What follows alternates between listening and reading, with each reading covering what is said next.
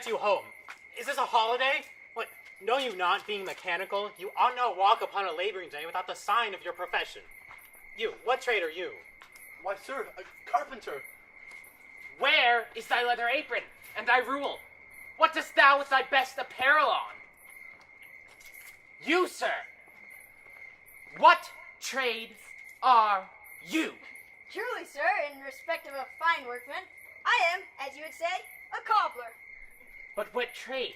Answer me directly. A trade, sir, which I hope I may use with a safe conscience, which is indeed a mender of bad souls. What trade, thou knave? Thou naughty knave, what trade? Nay, sir, be not out with me, yet if you be out, I can mend you. What meanest thou by that? Why- Mend me, thou saucy fellow. Why, sir, cobble you. Thou art a cobbler, art thou? Truly, sir, all that I live by is with thee all. I meddle with no tradesman's matters, nor woman's matters, but with all. I am indeed, sir, a surgeon to old shoes. When they are in great danger, I recover them. As proper men has gone upon neat leatherwork have gone upon my handiwork. Why art thou not in thy shop today? Why dost thou lead these men about the streets? To wear out their shoes. To get myself into more work. But truly, sir, we make holiday to see Caesar and to rejoice in his triumph. Wherefore rejoice? What triumphs brings he home? What tributaries follow him to Rome, to grace in captive bonds his chariot wheels? You blocks! You stones! You worse than senseless things! Oh, you hard hearts! You cruel men of Rome! Knew you not Pompey? Many a time and oft have you climbed to walls and battlements, to towers and windows, even to chimney tops, your infants in your arms, and there have sat in patient expectation to see great Pompey pass the streets of Rome. And when you saw his chariot but appear, have you not made an universal shout that Tiber trembled underneath her banks to hear the replication of your sounds made in her concave shores? And do you now put on your best attire? And do you now call out a holiday? And do you now strew flowers in his way that comes in triumph over Pompey's blood? Be gone! Run to your houses! Fall upon your knees! Pray to the gods to intermit this plague that needs must light on this ingratitude. Go, good countrymen, and for this fault, assemble all the poor men of your sort. Take them to the Tiber's banks, and there weep your tears into the channel, so the lowest stream doth kiss the most exalted shores of all.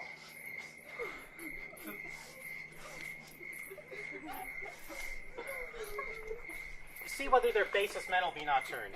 They vanish tongue-tied in their guiltiness. Go you down that way to the Capitol, and this way will I. Disrobe the images, if you do find them decked with Caesar's ceremonies. May we do so? You know it is the feast of Lupercal. It is no matter. Let no statues be hung with Caesar's trophies. All about, and drive the vulgar from the streets. Do you the same where you perceive them thick. These growing feathers plucked from Caesar's wing will make him fly an ordinary pitch, who else would soar above the heads of men, keeping us all in servile fearfulness.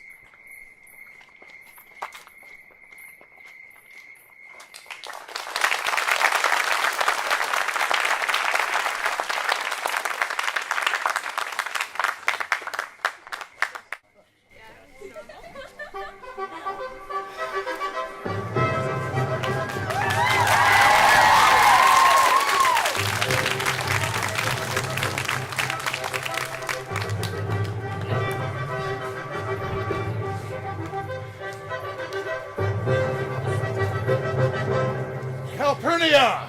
Peace! Ho! Caesar speaks! Calpurnia! Here, my lord. Stand you directly in Antonio's way when he doth run his course. Antonio! Caesar, my lord. Forget not in your speed, Antonio, to touch Calpurnia. For our elders say the barren touch it in this holy chase, shake off their sterile curse. I shall remember. When Caesar says, do this, it is performed. Set on, and leave no ceremony out. Caesar! Huh? Who calls? Let every noise be still.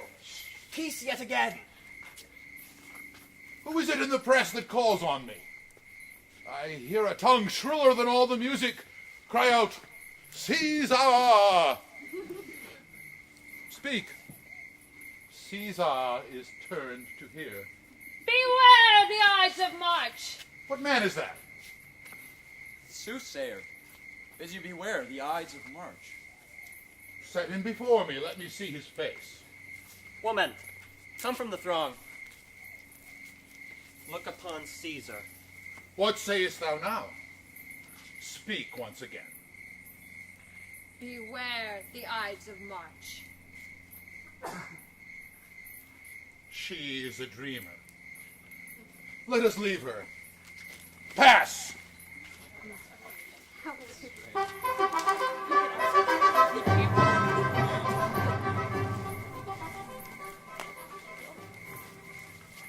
Will you go see the order of the course? Not I. I pray you do. I am not gamesome. I do lack some part of that quick spirit that is in Antony. Let me not hinder, Cassius, your desires. I'll lead you. Brutus, I do observe you now as of late. I have not from your eye that show of love and gentleness as I was wont to have. You bear too stubborn and too strange a hand over your friend that loves you. Cassius, be not deceived. If I have veiled my look, I turn but the trouble of my countenance merely upon myself. Vexed I am of late, with passions of some difference, conceptions only proper to myself, which give some soil perhaps to my behaviors. But let not therefore my good friends be grieved, among which number, Cassius, be you one, nor construe any further my neglect than that poor Brutus, with himself at war, forgets the shows of love to other men.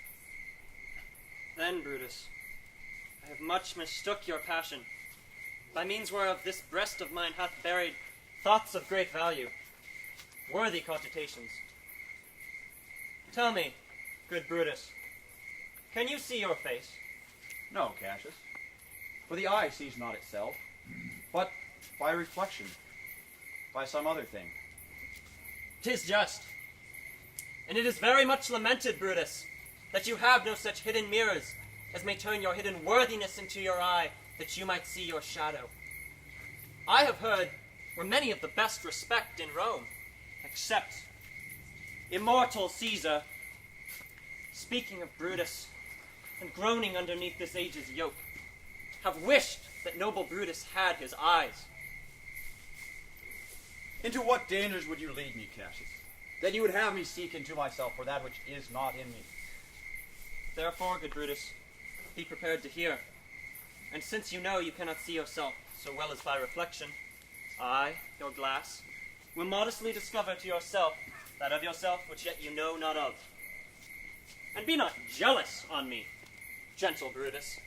Were I a common laughter, or did use to stare with ordinary oaths, my love, to every new protester, if you know that I do fawn on men and hug them hard and after scandal them, or if you know that I profess myself in banqueting to all the rout, then hold me dangerous. What means this shouting? I do fear the people choose Caesar for their king. Ah, do you fear it? Then must I think you would not have it so. I would not, Cassius. Yet I love him well. But wherefore do you hold me here so long? What is it you would impart to me? If it be aught toward the general good, set honor in one eye and death in the other, and I will look on both indifferently. For let the gods so speed me, as I love the name of honor more than I fear death. I know that virtue to be in you, Brutus, as well as I do know your outward favor. Well, honor is the subject of my story. I cannot tell what you and other men think of this life. But for my single self, I had as lief not be, as live to be in awe of such a thing as I myself. I was born free as Caesar. So were you. We both have fed as well, and we can both endure the winter's cold as well as he. For once, upon a raw and gusty day, the troubled Tiber chafing with her shores, Caesar said to me, "Darest thou, Cassius, leap with me into this angry flood and swim to yonder point?" Upon the word, accoutred as I was, I plunged in and bade him follow. So indeed he did. The torrent roared, and we did buffet it with lusty sinews, throwing it aside and stemming it with hearts of controversy. But ere we could arrive the point proposed, Caesar cried, "Help me, Cassius, or I sink!"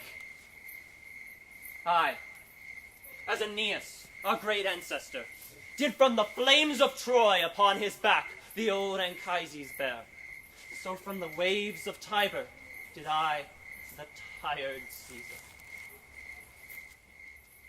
And this man is now become a god, and Cassius is a wretched creature, and must bend his body if Caesar carelessly but nod on him.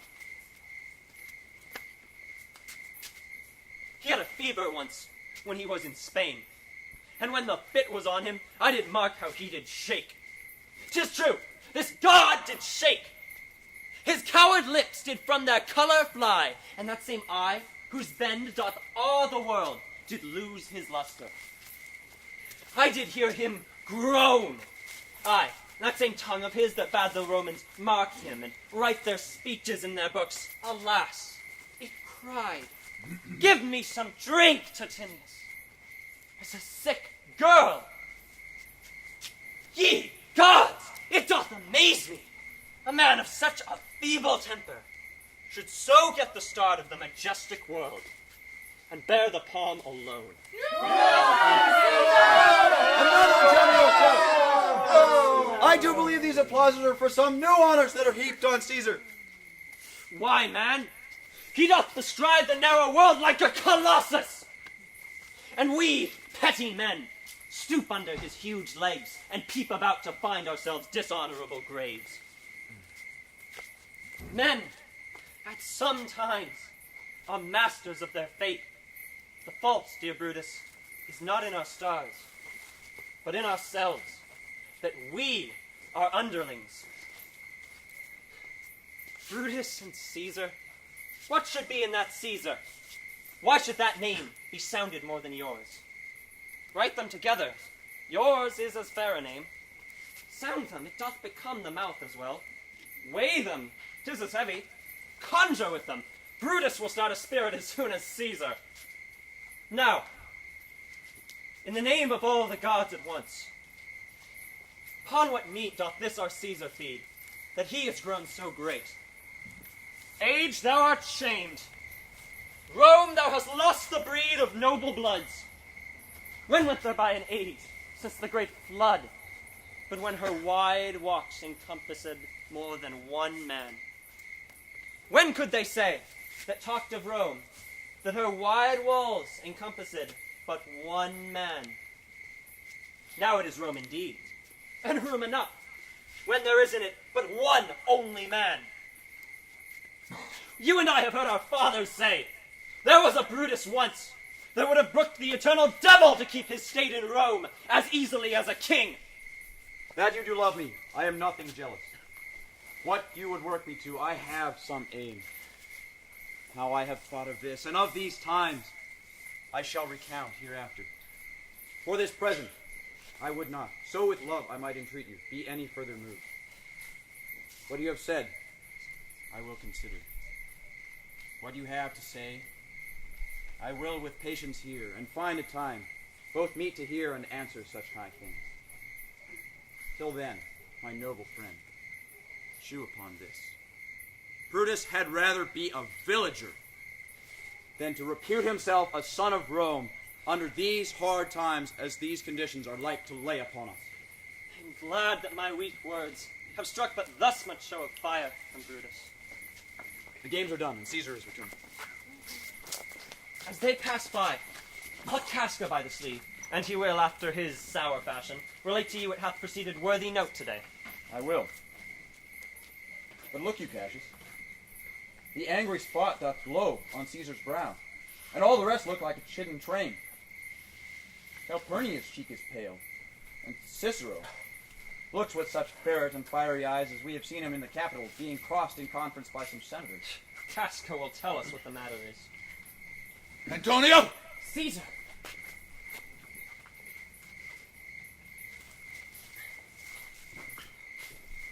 Let me have about me matter of fact. Sleek-headed men and such as sleep o' nights.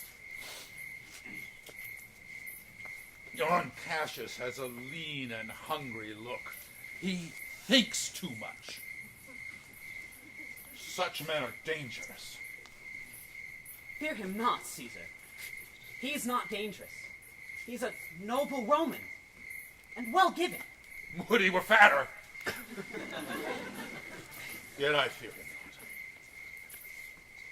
But if my name were liable to fear, I do not know the man I should avoid so soon as that spare Cassius. He reads much. He's a great observer, and he looks quite through the deeds of men. He loves no plays, as thou dost, Anthony. He hears no music. Seldom he smiles, and smiles in such a sort as if he mocked himself and scorned his spirit that could be moved to smile at anything. Such men as he ne'er be at heart's ease whiles they behold a greater than themselves. And therefore are they very dangerous. I rather tell thee what is to be feared than what I fear.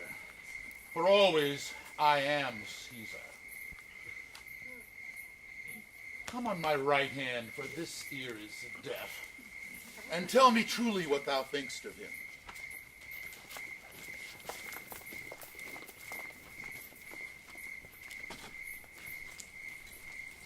You pulled me by the cloak. Would you speak to me?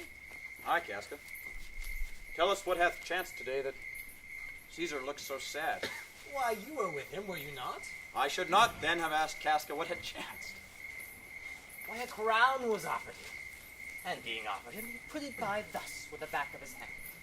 And then the people fell a-shouting. What was the second noise for? Why, for that too. They shouted 3 times. What was the last cry for? Why, for that too. Was the crown offered him thrice? I marry it was, and he put it by thrice, every time gentler than the other, and at every putting by mine honest neighbor shout. Who offered him the crown? My Mark Antony. Tell us the manner of it, gentle Casca. I could as well as be hanged to tell you the manner of it. It was mere foolery. I did not mark it. I did see Mark Antony offer him the crown. Yet it was not a crown, neither. It was one of these coronets. And as I said, he put it by once. But to my thinking, he would have fain have had it. And then he was offered him again. And he put it by again. But to my thinking, he was very loath to lay his fingers off it. And then was offered to him a third time. And he put it a third time by. And as he refused it, the crowd hooted and clapped their chapped hands, threw up their sweaty nightcaps, and offered such a deal of stinking breath that it almost choked Caesar. He swooned and fell down. For mine own part, well, I durst not laugh of him, opening my lips and taking in the bad air. I pray you, what? Did Caesar swoon? He fell down to the marketplace, foamed at the mouth, and was speechless. 'Tis very like. He hath the falling sickness. No, he hath it not. But you and I, and honest Casca, we have the falling sickness. I know not what you mean by that, but I do know that Caesar fell down. And if the tag-rag people do not hoot and hiss him, according as he pleased and displeased them, as they want to do with players in the theater, then I am no true man. What said he when he came unto himself? Mary, when he realized the common herd was glad he refused the crown, he plucked me up his doublet and offered them his throat to cut. And if I had been a man of any occupation, if I would have not taken him at his word, I might go to hell among the rogues. And so he fell. And when he came to himself again, he said, if he had done or said anything amiss, he wished his worships to think it was his infirmity. 3 or 4 wenches where I stood cried, alas, good soul! And forgave them with all their hearts. But no heed is to be taken of them. If Caesar had stabbed their own mothers, they would have done no less. And after that he came thus, sad, away? Aye. Did Cicero say anything? Aye. He spoke Greek. To what effect? And I tell you that, and I never looked you in the face again.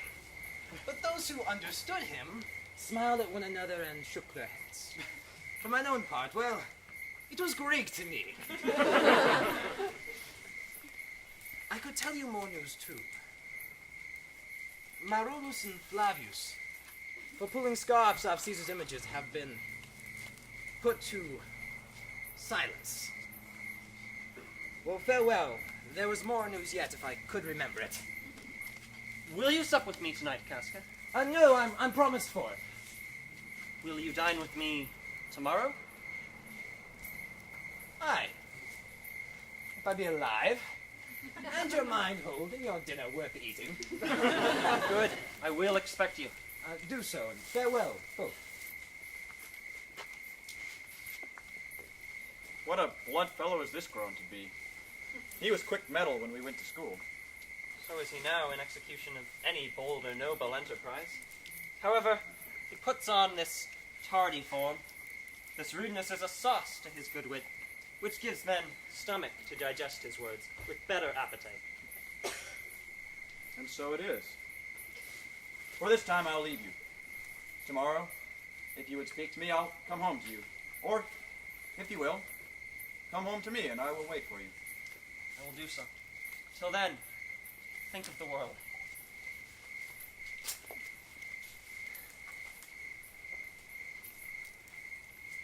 Well, Brutus, thou art noble. Yet, see thine honorable metal may be wrought from that from which it is disposed. Therefore it is meet that noble minds keep ever with their like, for who so firm cannot be seduced. Caesar doth bear me hard. He loves Brutus. If I were Brutus now and he were Cassius, he should not humor me. I will, this night, in at his windows throw, as if they came from several citizens, writings, all tending to the great opinion which Rome holds of his name, wherein, obscurely, Caesar's ambition shall be glanced at. And after this, let Caesar seek him sure, for we will shake him, or worse days endure.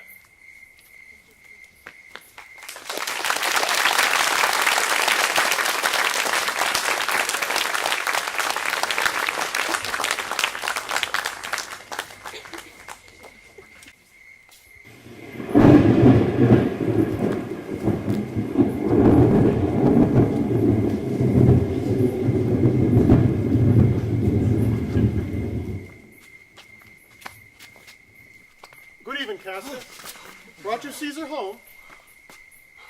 Why are you breathless, and why stare you so? Are you not moved when the whole sway of the earth shakes like a thing unfirm? Oh, Cicero, I have seen tempests when the scolding winds have writhed the knotty oaks. I have seen the ocean swell and rage and foam to be exalted by the threatening clouds. But never till now, never till tonight, have I seen a tempest dropping fire. Oh, either there is a civil strife in heaven, or the world grown too saucy with the gods, and senses them to send destruction. Why, saw you anything more wonderful? A common slave. You know him well by sight. raised up his left hand, which did flame and burn like 20 torches joined. And yet his hand, not sensible to fire, remained unscorched. And I had not since put up my sword. Against the Capitol, I met a lion, who would glare at me and would surly by without annoying me. And then drawn up on a heap were 100 ghastly women, transformed by fear, who swore they saw men walk up and down the street, all in fire. And yesterday, the bird of night did sit even at noonday in the marketplace, hooting and shrieking. Oh, let not men say, when these prodigies do so conjointly meet, these are their reasons, they are natural. For I believe that these are portentous things unto the climate that they point upon. It is indeed a strange disposed time. But men may construe things after their fashion, clean from the purpose of the things themselves. Come Caesar to the Capitol tomorrow. He doth, for he bid Antonius to send word to you he would be there tomorrow. Good even then, Casca. This disturbed sky is not to walk in. Farewell, Cicero.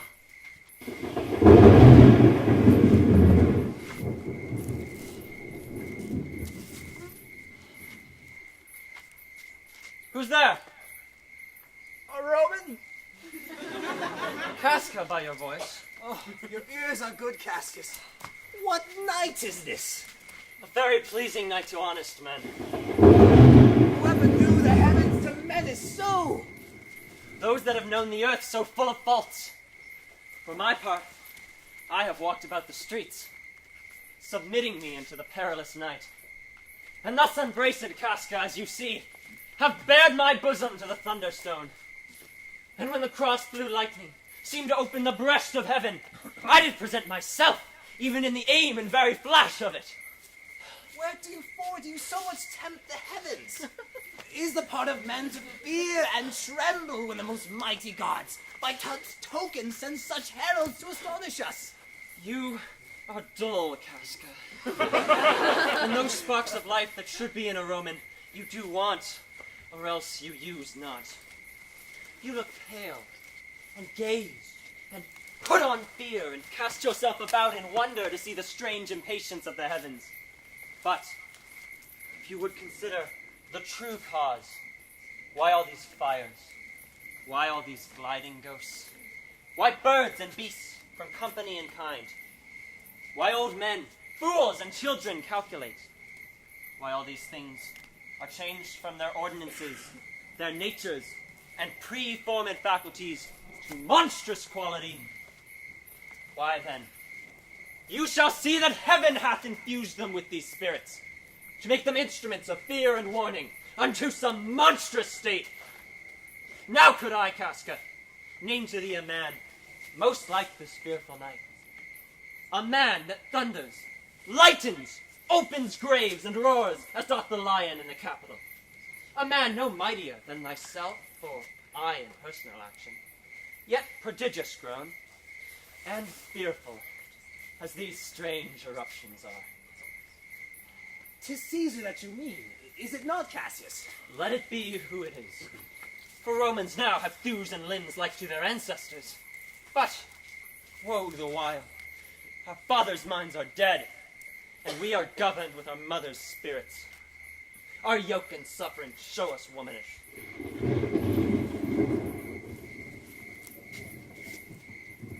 Indeed. They say the senators tomorrow mean to establish Caesar as king, and that he should wear his crown in every place. Save here in Italy. I know where I shall wear this dagger then. Cassius from bondage will deliver Cassius. Therein, ye gods, ye make the weak most strong. Therein, ye gods, ye tyrants do defeat. No stony tower, no walls of beaten brass, no airless dungeon, no strong links of iron can be retentive to the strength of spirit. But life, being weary of these worldly bars, never lacks power to dismiss itself. If I know this, know all the world besides, That part of tyranny that I do bear, I can shake off at pleasure. So can I. So every bondman bears in his own hand the power to cancel his captivity. And why should Caesar be a tyrant then? Poor man, I know he would not be a lion, but that he sees the Romans are but hinds. You are no wolf, we're not the Roman sheep. Those that with haste will milk a mighty fire, begin it with weak straws. What trash is Rome? What rubbish! And what awful when it serves for the base matter to eliminate so vile a thing as Caesar! Oh, grief, where hast thou led me? I perhaps speak this before a willing bondsman. Then I know my answer must be made. But I am armed, and dangers are to me indifferent. You speak to Casca, and to such a man that is no fleering telltale. Hold, my hand. Be factious for the redress of all these griefs, and I will set this foot of mine as far as who goes farthest. There's a bargain made. Now look you, Casca. I have moved already some of the noblest minded Romans to undertake with me an enterprise of honorable dangerous consequence. And I do know by this they wait for me in Pompey's porch. For now, there is no stir or walking in the streets. And the complexion of the elements in favor, most like the task we have in hand, most bloody, fiery, and most terrible.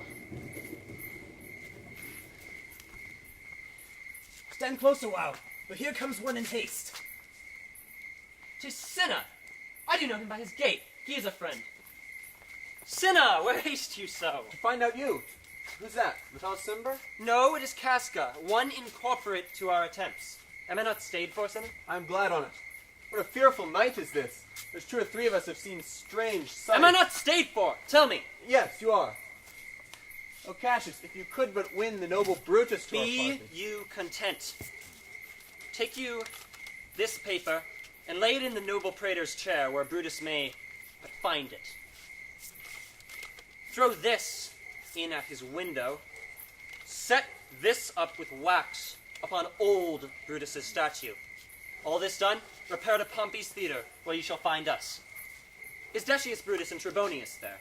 All but Metellus Cimber, and he's gone to seek you at your house. Well, I will hie, and so bestow these papers as you bade me. That done, repair to Pompey's theater. Come, Casca. You and I will ere day awaken Brutus at his house. 3 parts of him is ours already, and the man entire, upon the next encounter, yields him ours.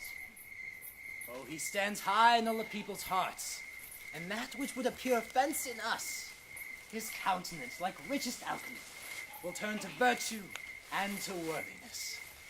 Him and his worth, our great need of him, you have right well conceded. Come, for it is after midnight, and ere dawn we will awake him, and be sure of him.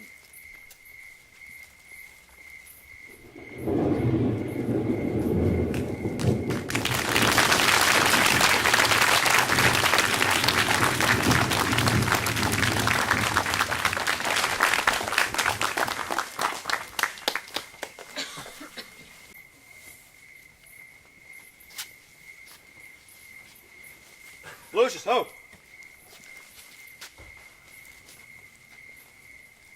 I cannot, by the progress of the stars, give guest tenure today. Lucius, I say! Would it were my fault to sleep so soundly. When? Lucius, when? Oh, wait! I say! Called you, my lord. Get me a taper in my study, Lucius. When it is lighted, come and call me here. I will, my lord.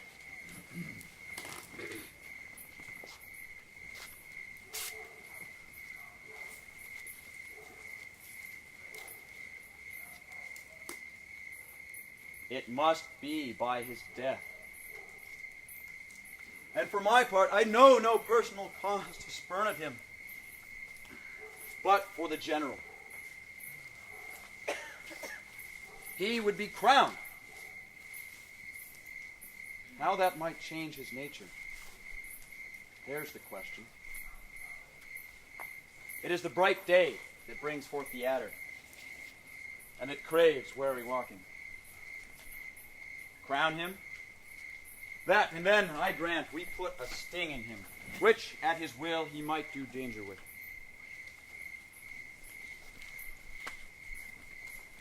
The abuse of greatness is when it disjoins remorse from power. And to speak truth of Caesar, I have never known that his affections swayed more than his reason. But 'tis a common proof that lowliness is young ambition's ladder, whereto the climber upward turns his face. But when he once attains the utmost round, he then unto the ladder turns his back, scorning the base degrees by which he did ascend. So Caesar may. Then, lest he may, prevent. And since the quarrel will bear no color for the thing he is, fashion it thus, that what he is, augmented, would run to these and these extremities. And therefore, think him as a serpent's egg, which hatched would, as his kind, grow mischievous, and kill him in the shell. The taper burneth in your study, sir.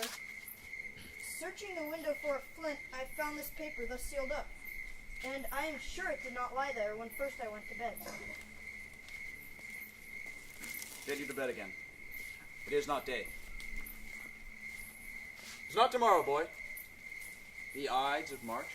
I know not, sir. Look in the calendar and bring me word.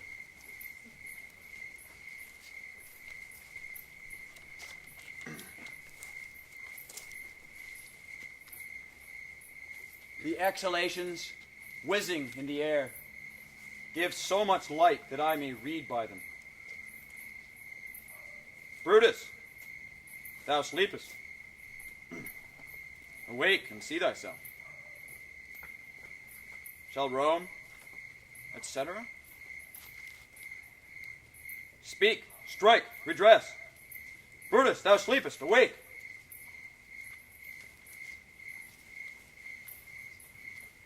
Such instigations have oft been dropped where I have took them up.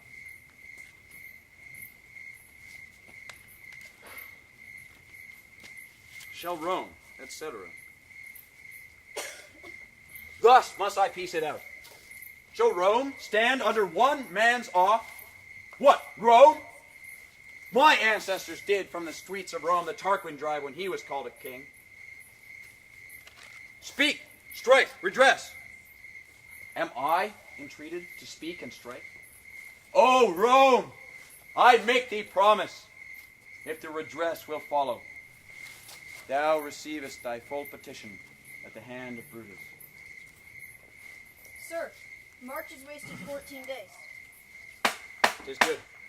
Go to the gate. Somebody knocks.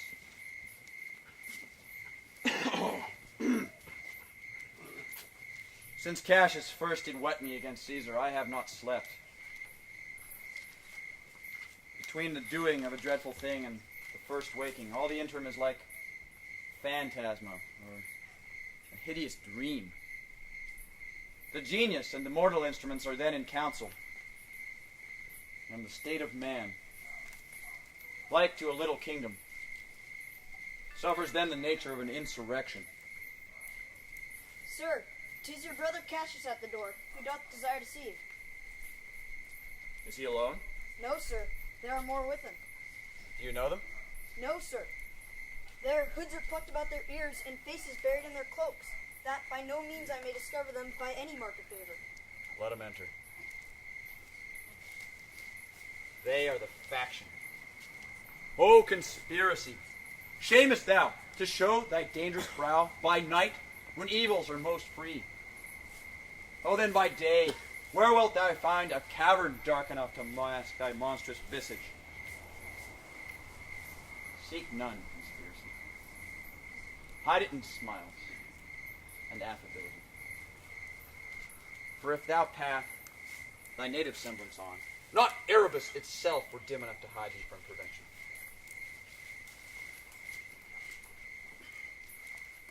Good morrow, Brutus. I think we are too bold upon your rest. Do we trouble you? I have been up this hour, awake all night. Know I these men that come along with you? Yes, every man of them. And no man here but honors you. And every one doth wish you had but that opinion of yourself which every noble Roman bears of you. This is Trebonius. He is welcome hither. This, Decius Brutus. He is welcome too. This Casca. This Cinna. And this Metellus Cimber. They are all welcome.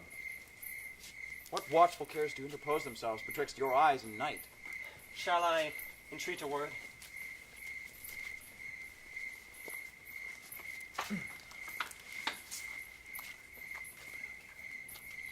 Here lies the east. Doth not the day break here? No. Your pardon, sir, it doth.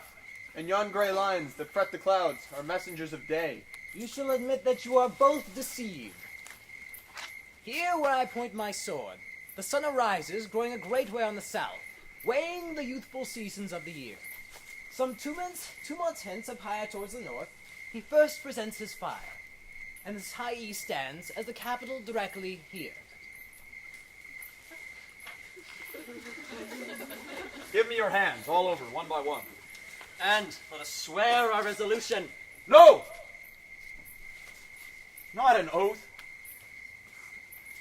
If not, the sufferance of our souls, the face of men, the time's abuse.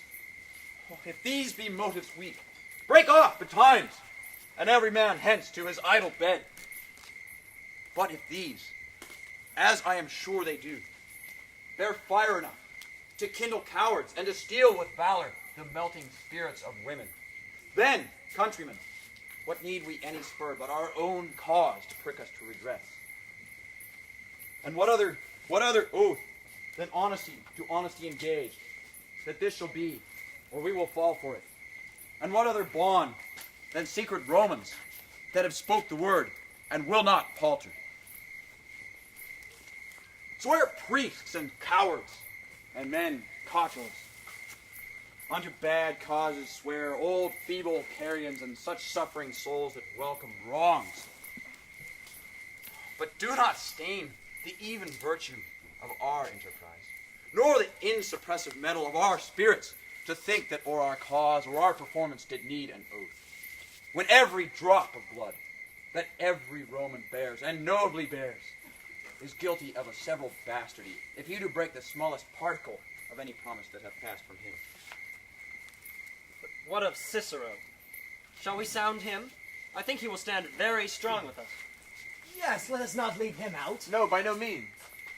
Well, let us have him, for his silver hairs will purchase us a good opinion, and by men's voices to commend our deeds. It shall be said, his judgment ruled our hands, and our youths and wildness shall no whit appear, but all be buried in his gravity. Oh, let us not break with him. He will never follow anything that other men begin. Then leave him out. Indeed, he is not fit. Shall no man else be touched but Caesar? Decius, well urged. I think it is not meet Mark Antony, so well loved of Caesar, should outlive Caesar. We shall find of him a shrewd contriver. And you know his means, if he improve them, nay, will stretch so far as to annoy us all. Which, to prevent, let Antony and Caesar fall together. Our course will seem too bloody, Caius Cassius. To cut the head off, and then to hack the limbs, like wrath and death and envy afterwards. For Antony is but a limb of Caesar. Let's be sacrificers, but not butchers, Caius. We all do stand up against the spirit of Caesar. And in the spirit of men, there is no blood. Oh, that then we could come by Caesar's spirit and not dismember Caesar. But alas, Caesar must bleed for it. And gentle friends, let's kill him boldly, but not wrathfully. Let's carve him as a dish fit for the gods. Not hew him as a carcass fit for hounds. And for Mark Antony, think not of him. For he can do no more than Caesar's arm when Caesar's head is cut off. Yet I fear him, for in the engrafted love he bears to Caesar. Alas, good Cassius, do not think of him. If he do love Caesar, all that he can do is to himself take thought and die for Caesar. And that were much he should, for he is given to sports, games, and much company. There is no fear in him. Let him not die, for he will live and laugh at this hereafter. Peace, come floor.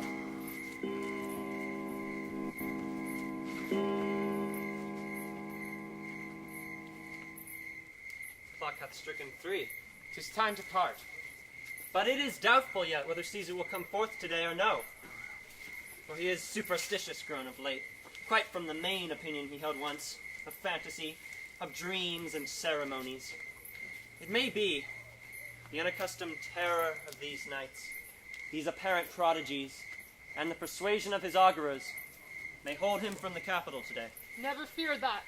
If he be so resolved, I can o'ersway him. For he loves to hear that unicorns may be betrayed with trees, and bears with glasses, and elephants with holes, lions with toils, and men with flatterers. But when I tell him he hates flatterers, he says he does, being then most flattered. Let me work, for I can give his humor the true bent, but I will bring him to the capital. Nay, we will all of us be there to fetch him. By the 8th hour. Is that the uttermost? Be that the uttermost, and fail not then. Caius Ligarius doth bear Caesar hard, who rated him for speaking well of Pompey. I wonder none of you have thought of him. Well spoke, good Metellus. He loves me well, and I have given him reason. Bring him but hither, and I'll fashion him. Morning comes upon us. We'll leave you, Brutus. And friends, disperse yourselves, but all remember what you have said, and show yourselves true Romans. Countrymen, let not our looks put on our purposes, but bear it as our Roman actors do, with untired spirits and formal constancy. And so, good morrow to you, every one.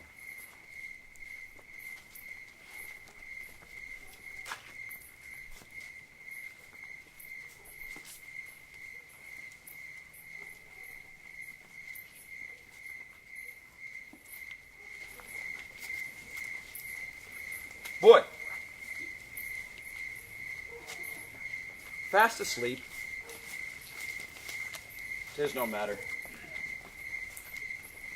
Enjoy the honey-heavy dews of slumber. Thou hast no figures nor no fantasies that busy care draws in the minds of men. Therefore thou sleepest so sound. Brutus, my lord. Portia, what mean you? Wherefore rise you now? It is not for your health thus to commit your weak condition to the raw, cold morning. Nor for yours neither. You ungently, Brutus, stole from my bed. And yesternight at supper, you suddenly arose and walked about, musing and sighing, with your arms across. And when I asked you what the matter was, you stared on me with ungentle looks. I urged you further. Then you scratched your head and too impatiently stamped with your foot. Yet I insisted. Yet you answered not, but with an angry wafture of your hand gave sign for me to leave you. So I did, fearing to strengthen that impatience, which seemed already too much enkindled, and withal hoping it was but an effect of humor, which sometime hath his hour with every man. It will not let you eat, nor talk, nor sleep. And could it work so much upon your shape, as it hath much prevailed on your condition, I should not know you, Brutus. Dear my lord, make me acquainted with your cause of grief. I'm not well in health, and that is all. Brutus is wise, and were he not in health, he would embrace the means to come by it. Why, so I do. Good Portia, go to bed. What, is Brutus sick? And is it physical to walk thus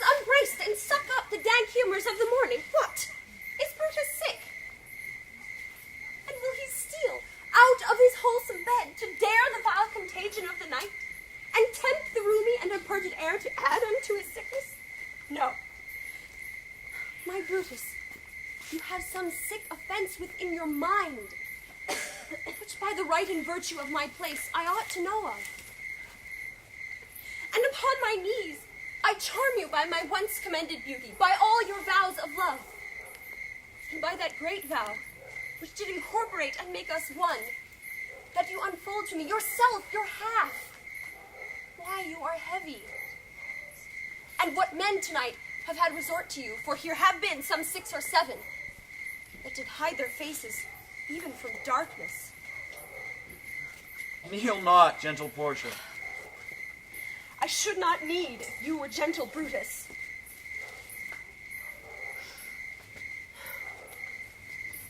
Within the bond of marriage, tell me, Brutus, is it accepted that I know no secrets that appertain to you? Am I yourself but, as it were, in sort or limitation? To keep with you at meals, comfort your bed, and talk with you, sometimes? Dwell I but in the suburbs of your good pleasure? If it be no more, Portia is Brutus's harlot, not his wife. You are my true and honorable wife, as dear to me as are the ruddy drops that visit my sad heart. If this were so, then I should know this secret. I grant I am a woman, but withal, a woman whom Lord Brutus took to wife. I grant I am a woman, but withal a woman well reputed, Cato's daughter. Think you I am no stronger than my sex, being so fathered and so husbanded? Tell me your counsels. I will not disclose them.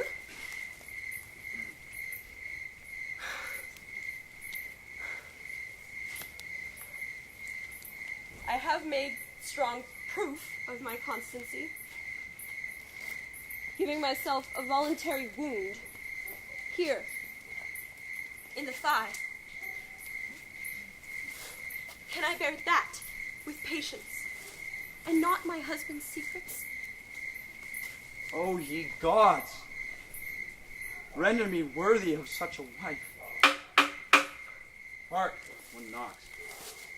Portia, go in a while, and by thy bosom shall partake all the secrets of my heart. All my engagements I will construe to thee, all the charactery of my sad brow. Leave me with haste.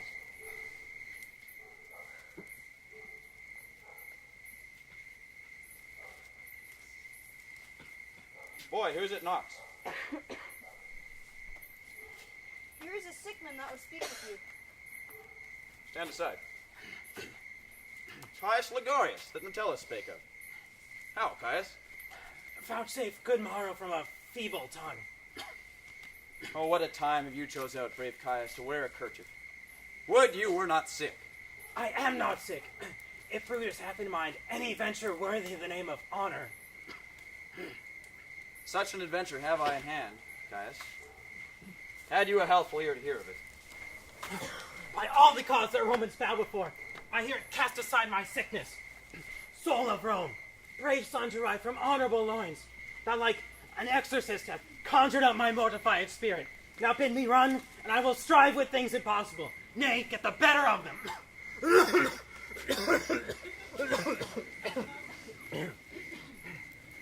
What's to do? A piece of work that will make sick men whole. But are not some men whole that we must make sick? That must we also. What it is, my Caius, I will unfold to thee as we are going along, to whom it must be done.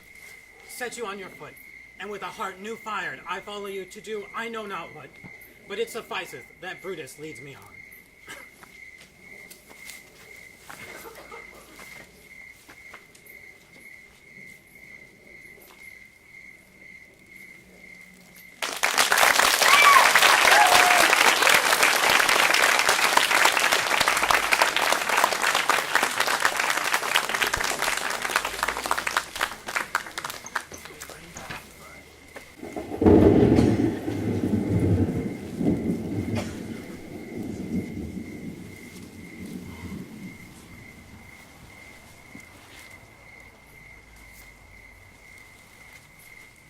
heaven or earth have been at peace tonight. Thrice hath Calpurnia in her sleep cried out, "Help, ho, they murder Caesar!" Who's within? My lord. Go, bid the priest do present sacrifice, and bring me their opinions of success. I will, my lord.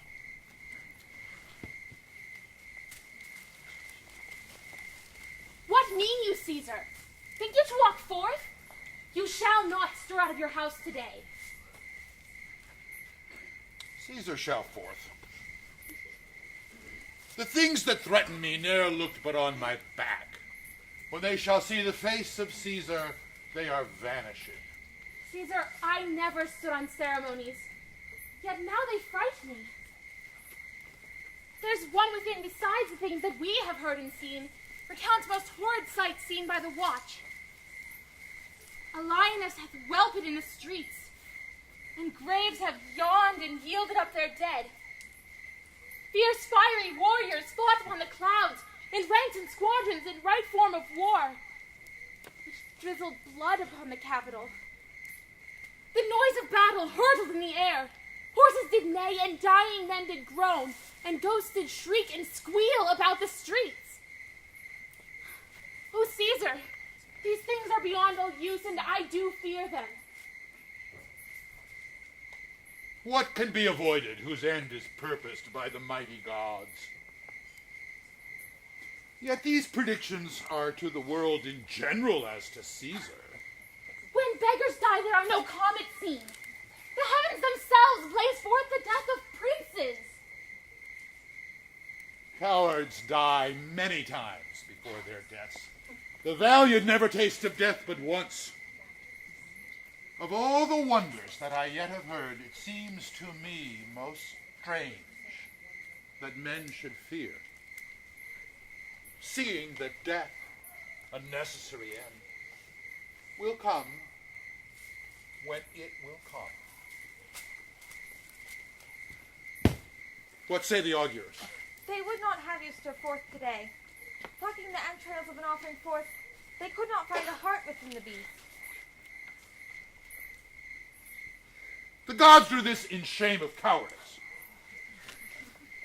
Caesar should be a beast without a heart if he should stay at home today for fear. No, Caesar shall not. Danger knows full well that Caesar is more dangerous than he. We are two lions littered in one day, and I the elder and the more terrible. And Caesar shall go forth. Alas, my lord, your wisdom is consumed in confidence. Do not go forth today. Call it my fear and not your own that keeps you in the house. We'll send Mark Antony to the Senate house, and he shall say that you are not well today. Let me upon my knee prevail in this.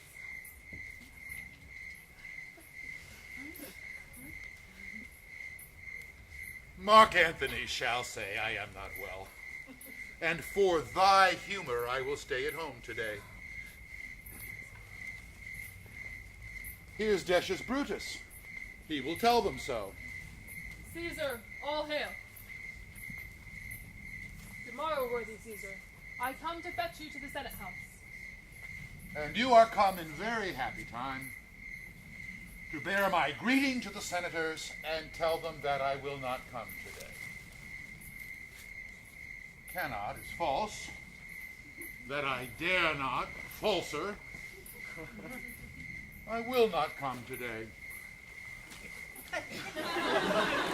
Tell them so, Decius. Say he is sick. Shall Caesar send a lie? Have I in conquest stretched mine arm so far to be afeard to tell graybeards the truth?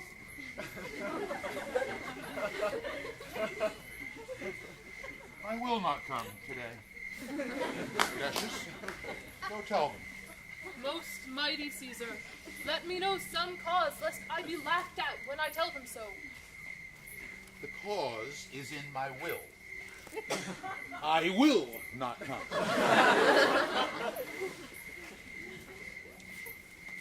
But for your private satisfaction, because I love you, I will let you know. Calpurnia here, my wife, stays me at home. She dreamt tonight. She saw my statue, which like a fountain with 100 spouts did run pure blood, and many lusty Romans came smiling, and did bathe their hands in it. And these does she apply for warnings and portents of evils imminent, and on her knee hath begged that I will stay at home today.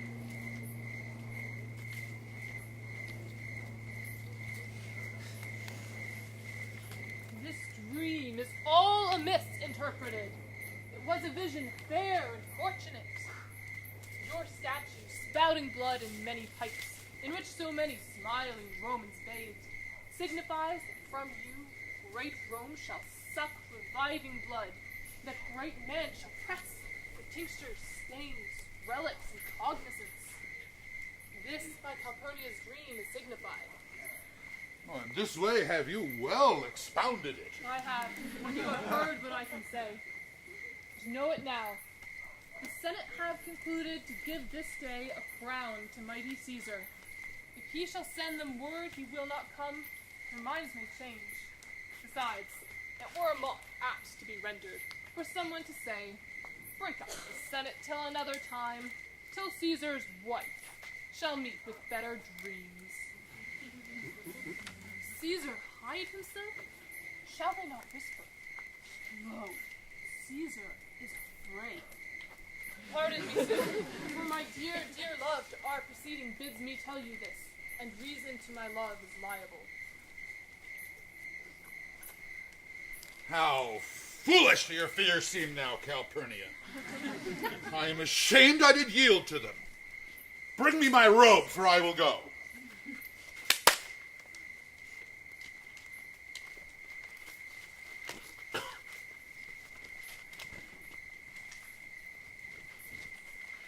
And look where Cassius is come to fetch me. Good morrow, Caesar. Welcome, Cassius.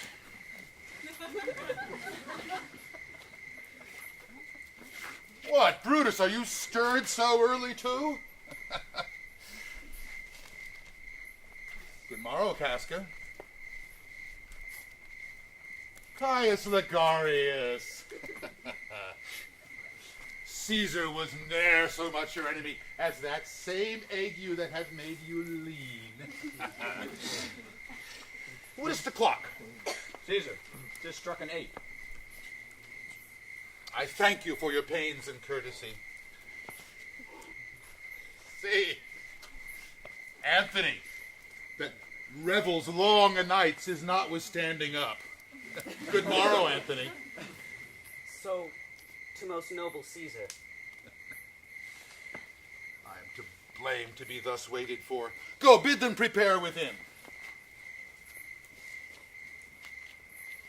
Now, Cinna. Now, Metellus. What, Trebonius? I have an hour's talk in store for you. Remember that you call on me today. Be near me that I may remember you. Caesar, I will. And so near will I be that your best friend shall wish I had been further. Good friends, go in and taste some wine with me, and we, like friends, will straightway go together.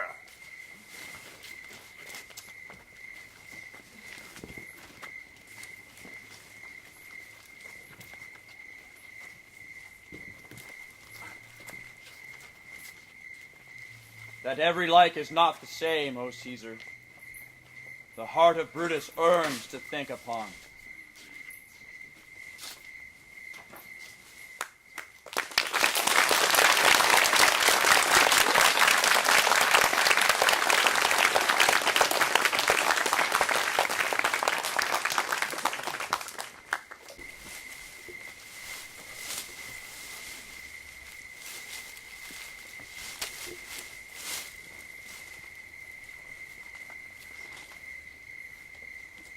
Caesar, beware of Brutus.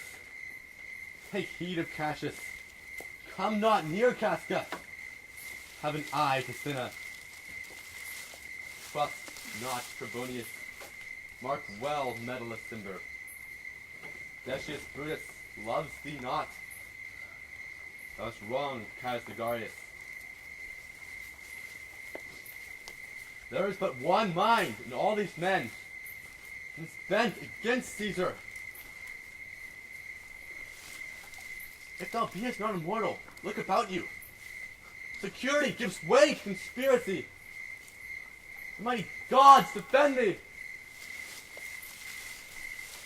Thy lover, Artemidorus. Here will I stand till Caesar pass along. And as a suitor will I give him this. My heart laments that virtue cannot live out of the teeth of emulation. If thou readest this, O Caesar, thou mayest live. If not, the fates with traitors do contrive.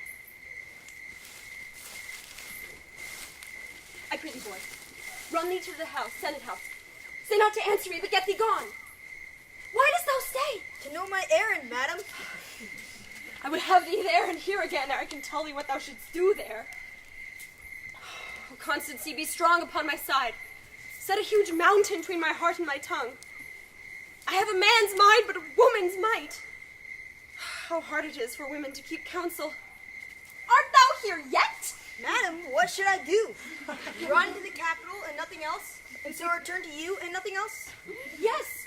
Tell me if thy lord look well, for he went sickly forth. And take good note what Caesar doth, what suitors press to him. Hark, boy. What noise is that? I hear nothing, madam. I prithee, listen well. I heard a bustling rumor, like a fray, and the wind brings it from the capital. Sooth, madam, I hear nothing. Woman, which way hast thou been? At mine own house, good lady. What is the clock? About the 9th hour, lady. Is Caesar yet gone to the capital? Madam, not yet. I go to take my stand to see him pass on to the capital. Thou hast some suit to Caesar, hast thou not? That I have, lady. If Caesar will be so good to Caesar as to hear me, I shall beseech him to befriend himself. Why, knowest thou any harms intended against him? None that I know will be. Much that I fear may chance. Good morrow to you. Here the street is narrow. The crowd that follows Caesar at his heels will crowd a feeble man almost to death. I'll get me to a place more void, and there speak to great Caesar as he comes along. I must go in. Oh, Brutus, the heavens speed thee in thine enterprise! Sure the boy heard me. Brutus hath a suit, which Caesar will not grant. I grow faint. Run, commend me to my lord. Say I am merry. Then come to me again, and tell me what he doth say to me.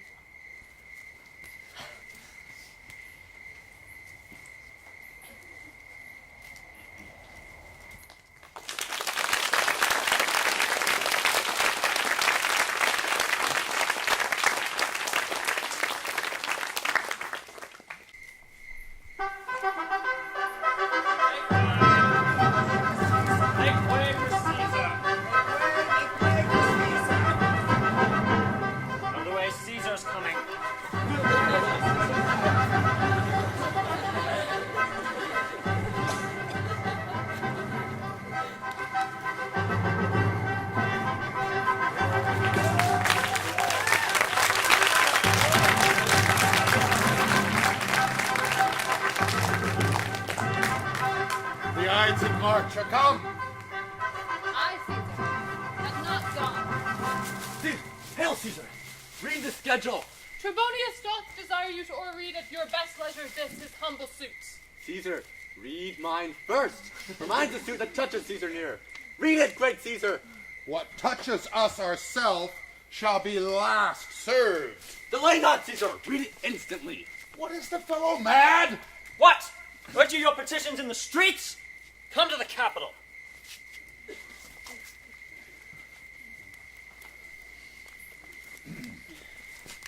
Cassius, I pray thy enterprise today may thrive.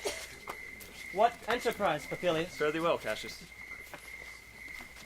What said Papilius Lena? He wished today our enterprise might thrive. I fear our purpose is discovered. Look how he makes to Caesar. Mark him. Casca be sudden, for we fear prevention. Brutus, what shall be done? If this be known, neither Cassius nor Caesar will turn back, for I will slay myself. Cassius, be constant. Papilius speaks not of our purposes. For look, he smiles. Now Caesar doth not change. Trebonius knows his time. For look you, draws Mark Antony out of the way. Where is Metellus Cimber? Let him go and presently prefer his suit to Caesar. He is addressed. Press near and second him. Casca, you are the first that rears your hand. Well, are we all ready? What is now amiss that Caesar and his Senate must redress?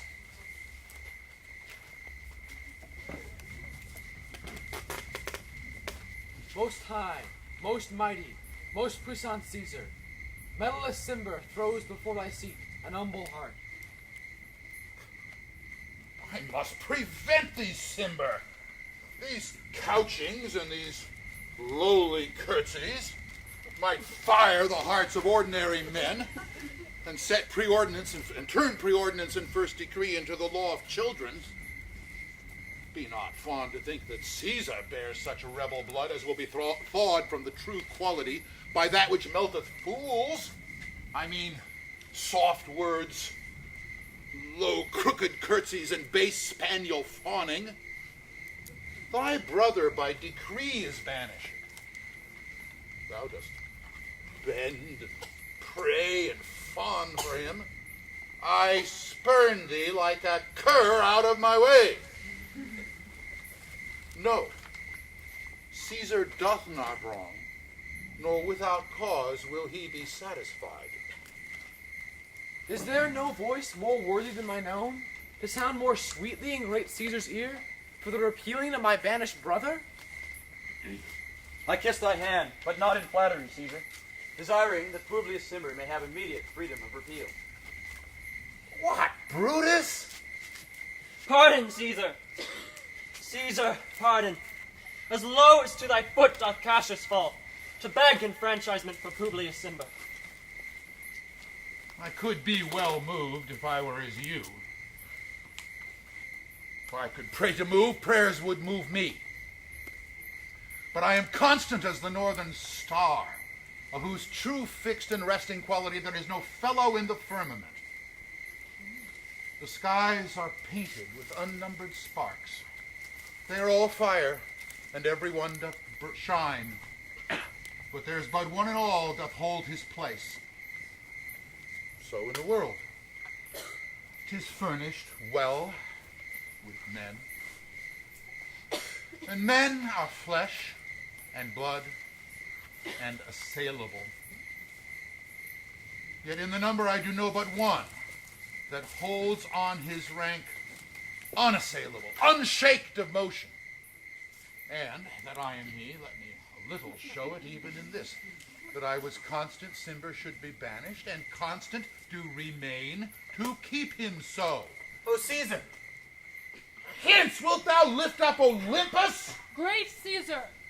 Doth not Brutus bootless kneel? Speak hands for me!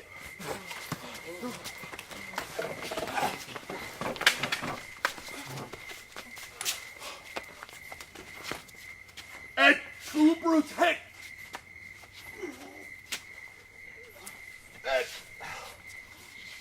Fall!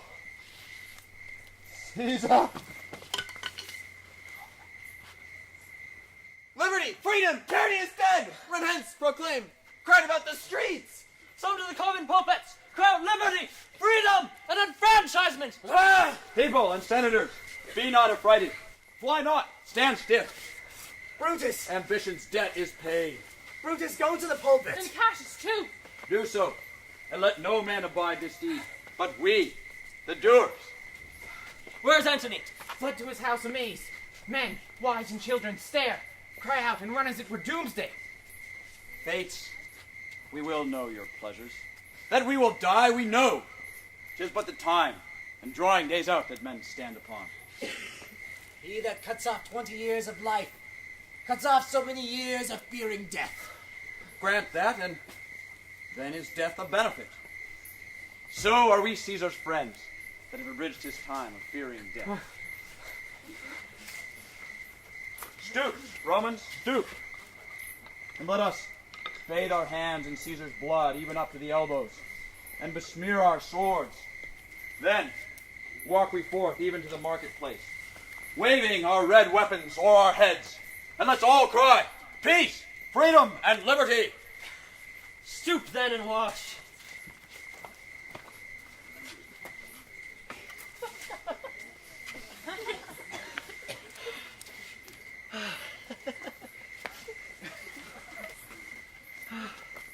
How often shall this our noble scene be acted over in states unborn and accents yet unknown?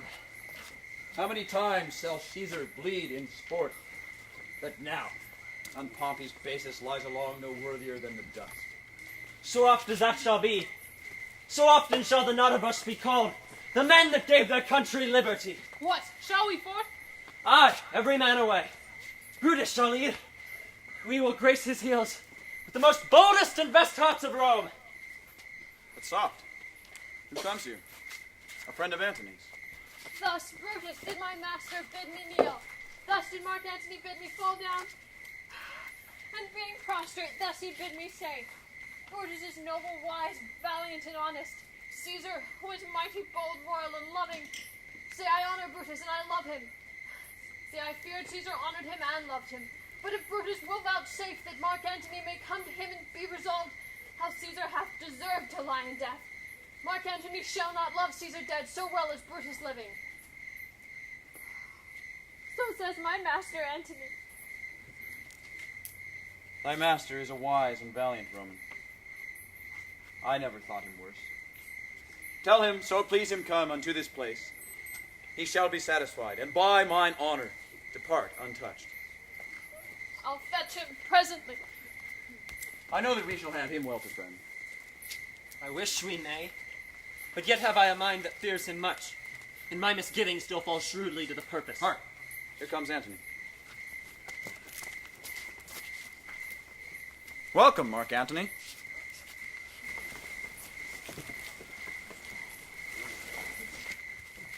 Almighty Caesar! Dost thou lie so low? Are all thy conquests, glories, tributes, spoils, sunk to this little measure?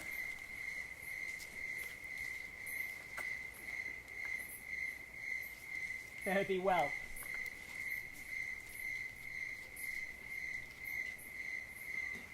I know not, gentlemen, what you intend. Who else might be let blood? Who else is rank? By myself, I know no hour so fit as Caesar's death hour, nor no instrument of half the worth as those your swords, made rich with the most noble blood of all this world. I do beseech you, if you bear me hard, now whilst your purple hands do reek and smoke, fulfill your pleasure. If 1,000 years I shall not find myself so apt to die, no place shall please me so, no mean of death,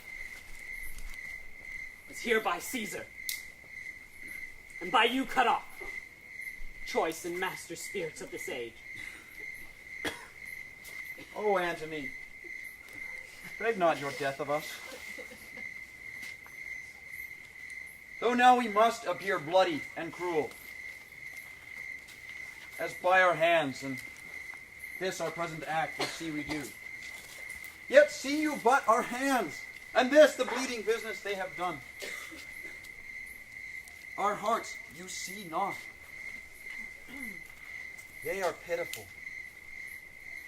And pity to the general wrong of Rome. As fire drives out fire, so pity hath done this deed on Caesar. For your part, To you, our swords have leaden points, Mark Antony. Our arms unstrung of malice, and our hearts of brother's temper, do receive you in, with all kind love, good thoughts, and reverence.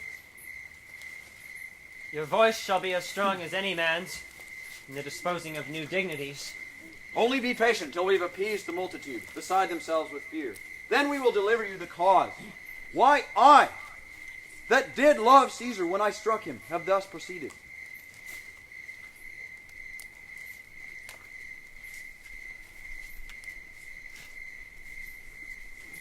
I doubt not of your wisdom. Let each man render me his bloody hand. First, Marcus Brutus will I shake with you.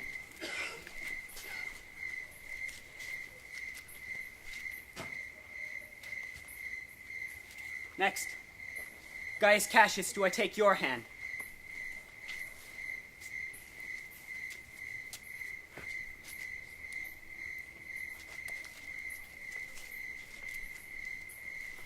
Now, Decius Brutus, yours. Yours, Metellus. Yours, Cinna. My valiant Casca.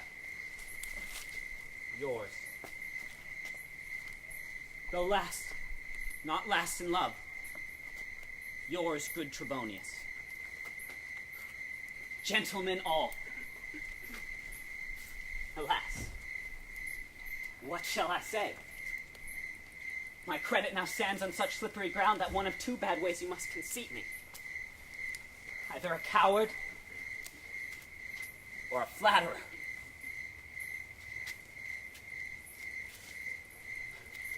That I did love thee, Caesar. Oh, 'tis true. If then thy spirit look upon us now, will it not grieve thee dearer than thy death? See thy Antony, making his peace, shaking the bloody fingers of thy foes, most noble, in the presence of thy corpse.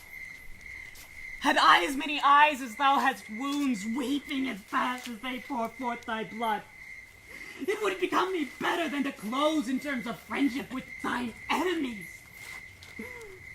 Pardon me, Julius. Here wast thou bade, brave heart. Here didst thou fall. Here thy hunters stand, signed in thy spoil and crimsoned in thy lead. O world! Thou wast a forest of his heart! And this, O world, the heart of thee! Mark Antony! Here! Pardon me, Gaius Cassius. The enemies of Caesar will say this. In a friend, it is cold modesty. I blame you not for praising Caesar so. But what compact mean you to have with us? Will you be pricked in number of our friends? Or shall we on, not count on you? Therefore I took your hands. But was swayed from the purpose by looking down on Caesar. Friends, am I with you all and love you all, but on this hope that you will give me reasons why and wherein Caesar was dangerous. Or else, were this a savage spectacle? Our reasons are so full of good regard that were you, Antony, the son of Caesar, you should be satisfied. That's all I seek. And moreover, suitor, that I may produce his body to the marketplace, and there, in the pulpit as becomes a friend, speak in the order of his funeral. You shall, Marcus. Brutus, a word with you. Know not what you do. Do not consent that Antony speak at his funeral. Know you not how much the people may be moved by that which he will utter? By your pardon, Cassius, I will myself into the pulpit first. What Antony shall speak, I will protest. He speaks by leave and by our permission. And that we are contented, Caesar shall have all true rights and lawful ceremonies. It will advantage more than do us wrong. I know not what may fall. I like it not. Mark Antony, take you here Caesar's body. You shall not, in your funeral speech, blame us, but speak all good you can devise of Caesar.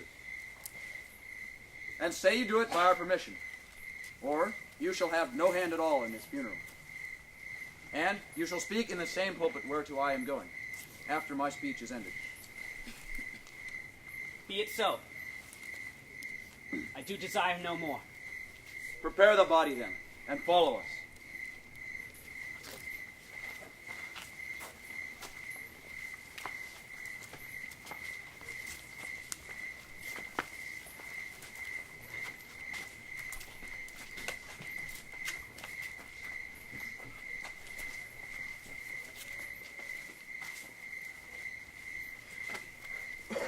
Oh, pardon me, thou bleeding piece of earth,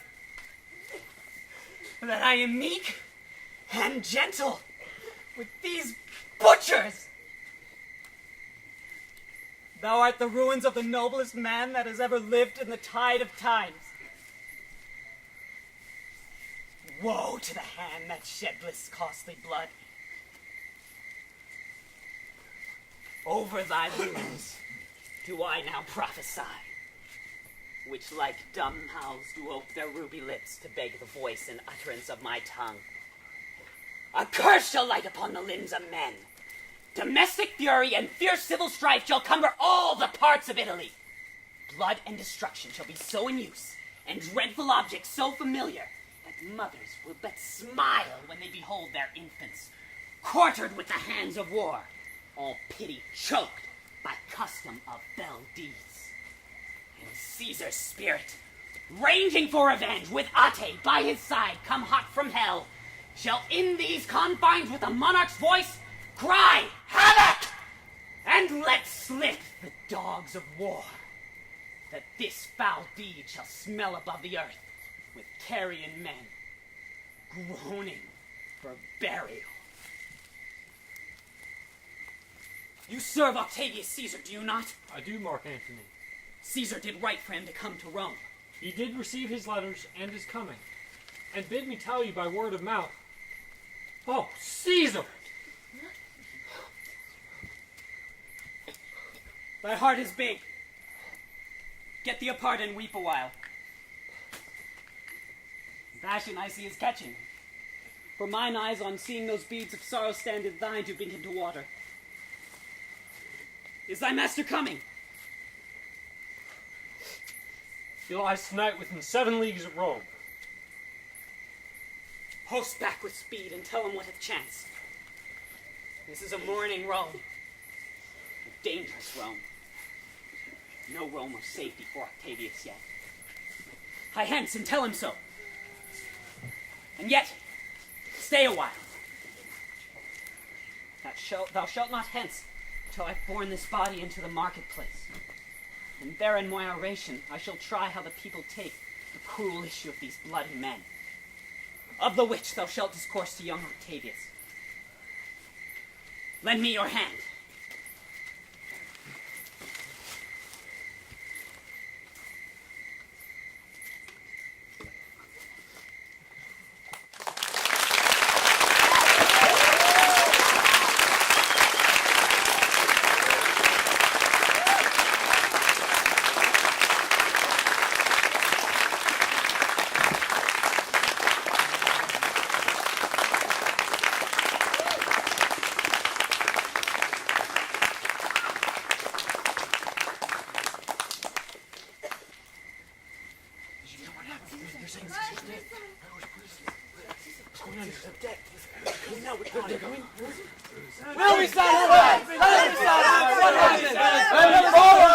And give me audience, friend.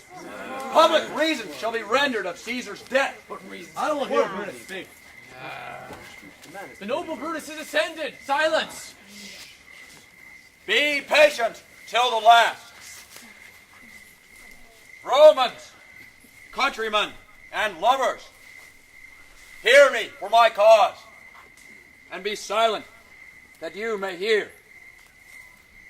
Believe me for mine honor, and have respect to mine honor, that you may believe. Censure me in your wisdom, and awake your senses, that you may the better judge. If there be any in this assembly, any dear friend of Caesar's, to him I say that Brutus' love for Caesar was no less than his. If then that friend demand why Brutus rose against Caesar, this is my answer. Not that I loved Caesar less, but that I loved Rome more. Would you rather Caesar were living, to die, all slaves, than that Caesar were dead, to live, all free men? As Caesar loved me, I weep for him. As he was fortunate, I honor him.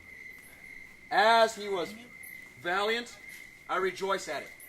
And as he was ambitious, I slew him. There is tears for his love, joy for his fortune, honor for his valor, and death for his ambition. Who is here so base that would be a bondman? If any, speak. For him have I offended. Who is here so rude that would not be a Roman? If any, speak. For him have I offended. Who is here so vile that would not love his country?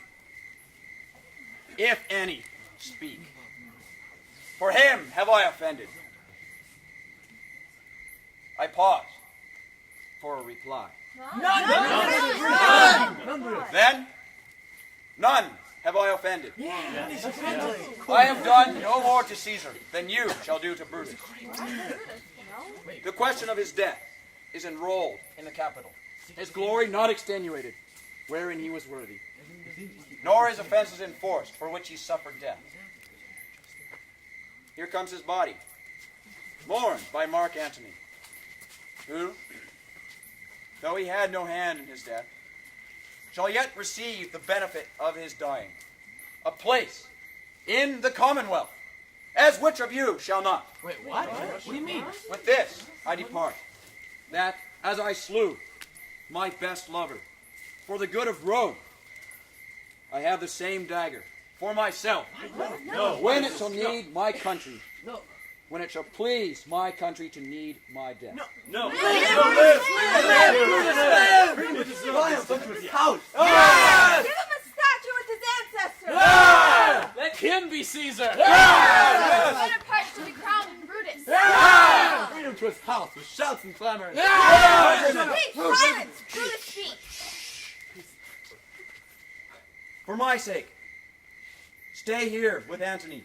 No. Do grace to Caesar's corpse, and grace his speech, which by our permission, Mark Antony is allowed to make. What about you, Brutus? I do entreat you, not a man depart, save I alone, till Antony have spoke. Stay. Oh, let us hear Mark Antony. Let him go up to the public chair.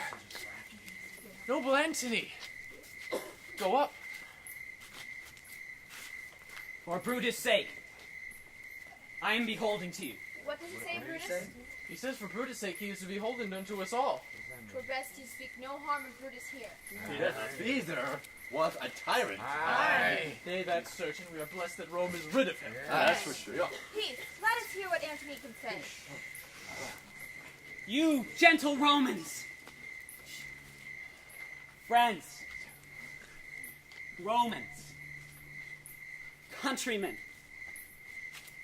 lend me your ears. I come to bury Caesar, not to praise him. The evil that men do lives after them. The good is oft interred with their bones. So let it be with Caesar. The noble Brutus hath told you that Caesar was ambitious. If it were so, it were a grievous fault. And grievously has Caesar answered it. And justly at the answer. That's true. Well, Here under leave of Brutus and the rest. For Brutus is an honorable man. honorable. So are they all. All honorable men. I to speak in Caesar's funeral. He was my friend. Faithful and just to me. But Brutus says he was ambitious. And Brutus is an honorable man. Yes, true, right? He is. He hath brought many captives home to Rome, which did the general coffers fill. Did this in Caesar seem ambitious? When that the poor have cried, Caesar hath wept. Ambition should be made of sterner stuff. Yet, Brutus says he was ambitious. Brutus is an honorable man. Yeah. You all did see that on the Lupercal I thrice presented him with a kingly crown. Ambitious. Which he did thrice refuse. Was this ambition? Yet, Brutus says he was ambitious. And Brutus is an honorable man. He is. I speak not to disprove what Brutus spoke. Good. I speak only what I do know. You all did love him once. Not without cause! What cause withholds you then to mourn for him? Oh, judgment! Thou art fled to brutish beasts, and men have lost their reason. Bear with me. My heart is in the coffin there with Caesar. I pause till it come back to me. Methinks there is much reason in his sayings. If thou consider rightly of the matter, Caesar has had great wrong. But marked ye his words? He would not take the crown, therefore 'tis certain he was not ambitious. If he found so, some will dear abide it. Poor soul, his eyes are red as fire with weeping. No nobleman. There's not a nobler man in Rome than Antony. But yesterday, the word of Caesar might have stood against the world. He could have. And now lies he there, and none so poor to do him reverence. Oh, masters, if I were disposed to stir your minds to mutiny and rage, I should do Brutus wrong, and Cassius wrong, whom you all know are honorable men. I will not do them wrong. I rather choose to wrong the dead. No. To wrong myself. And you just Then I will wrong such honorable men. honorable murder. But They were traitors. here is a parchment with the seal of Caesar. It's Caesar's seal. Look. I found it in his closet. 'Tis his will. Let but the commons hear this testament, and they would go and kiss dead Caesar's wounds, dip their napkins in his sacred blood, yea, take a hair of him for memory. Dying, mention it in their wills, bequeathing it as a rich legacy unto their issue. We'll hear the will. Read Mark it. Antony. Read the will! Have patience, gentle friends. I must not read it. Why not? You must read it. It is not meet that you know how Caesar loved you. Yes. You are not wood. You are not stones. But men. And being men, it will inflame you. It will make you mad. Maybe we should be inflamed. But you know not that you are his heirs. Wait, is he For if you should, oh, what would come of it? Read the will. We'll hear it, Antony. Read the will. Caesar's will. Will you be patient? Yes. And will you stay a while? Yes. I have overshot myself to tell you of it. No. I fear I do wrong the honorable men whose daggers have stabbed Caesar. They were traitors. I do fear it. They were villains. They were villains. Murder. The will. You will Read the compel me will. then to read the will? Yes! Then make a ring about the corpse of Caesar, and let me show you him who made the will. Shall I descend? Yeah. And will you give me leave? Yes. Come down. A ring. Stand round. Stand from the hearth. Stand from the body. Room for Antony. Most noble Antony. Nay, press not so upon me. Stand far off.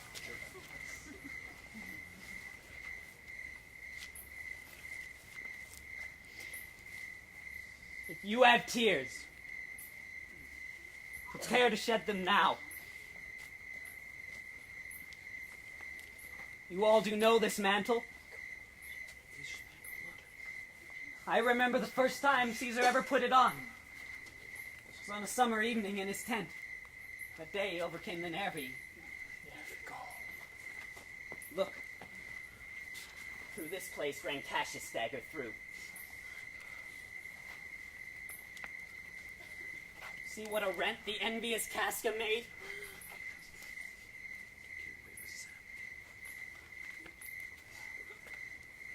Through this, the well-beloved Brutus stabbed.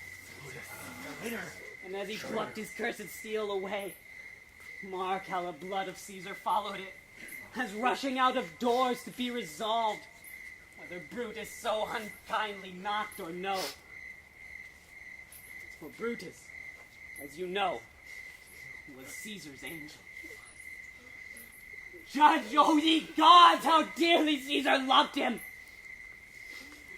This was the most unkindest cut of all. For when the noble Caesar saw him stabbed, ingratitude, far stronger than traitor's arms, quite vanquished him. Then burst his mighty heart, and in his mantle muffling up his face, even at the base of Pompey's statue, which all the while ran blood. Great Caesar fell. Oh, what a fall was there, my countrymen! And I and you and all of us fell down, whilst bloody treason flourished over us. Oh, now you weep, and I perceive you feel the dint of pity. These are gracious drops. What? Weep you when you but behold our Caesar's vesture wounded? Here is himself, marred as you see with traitors. Oh, hideous spectacle. Oh, noble Caesar. Oh, hopeful day. Oh, traitors. Villains. Bloody sight. We will be revenged. Yes. Take out the conspirators. Burn them all. Burn their houses! Hey, countrymen! Oh, talking again. Good friends, sweet friends, let me not stir you up to such a sudden flood of mutiny and rage. They that have done this deed are honorable. What private griefs they have, alas, I know not that made them do it. They are wise and honorable, and will no doubt with reasons answer you. I come not, friends, to steal away your hearts. I am no orator as Brutus is, but a plain, blunt man that loved my friend, and that they know full well that gave me publicly to speak of him. For I have neither wit, nor words, nor worth, action nor utterance, nor the power of speech to stir men's blood. I only speak right on. I tell you that which you yourselves do know. Know you sweet as Caesar's wounds. Poor dumb mouths, and bid them speak for me. But were I Brutus, and Brutus Antony, there were an Antony would ruffle up your spirits, and put a tongue in every wound of Caesar. that would move the stones of Rome to rise and mutiny. We'll Have patience, gentle friends. Good friends. You go to do you know not what. Wherein has Caesar thus deserved your loves? He loves us. You know not. I must tell you then. You forgot the will I spoke of. Well, here's the will. Read the will, Mark Antony. Here is the will. And under the seal of Caesar, to every Roman citizen he gives, to every several man, 75 drachmas. Whoa. Have patience. And hath moreover left you all his walks, his private arbors and new planted orchards on this side Tiber. He hath left them to you and to your heirs forever. Common pleasures to walk abroad and recreate yourselves. Here was a Caesar. When comes such another? Never! Come away. We'll burn his body in the holy place, and with the brands, fire the traitors' houses! Yeah! Come, take up the body. Put down benches. Anything. Yeah, come on. Traitors' houses. Burn them! Kill them! Revenge Caesar's death!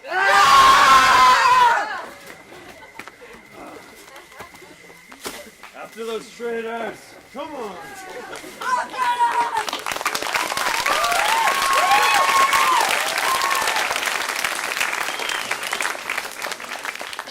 Now let it work. Mischief, thou art afoot. Take thou what course thou wilt. How now, fellow? Sir, Octavius has already come to Rome. Where is he? He and Lepidus are at Caesar's house. And thither will I straight to visit him.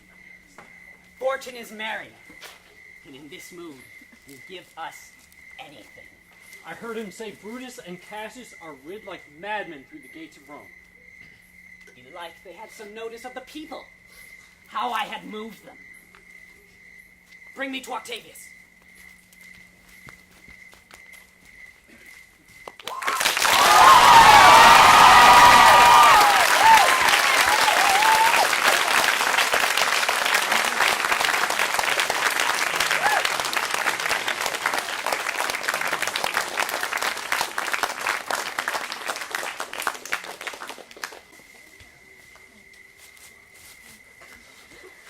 I dreamt tonight that I did feast with Caesar, and things unluckily charged my fantasy.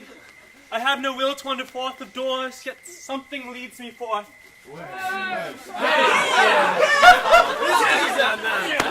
Whither are you going? What is your name? Where do you dwell? Are you a married man?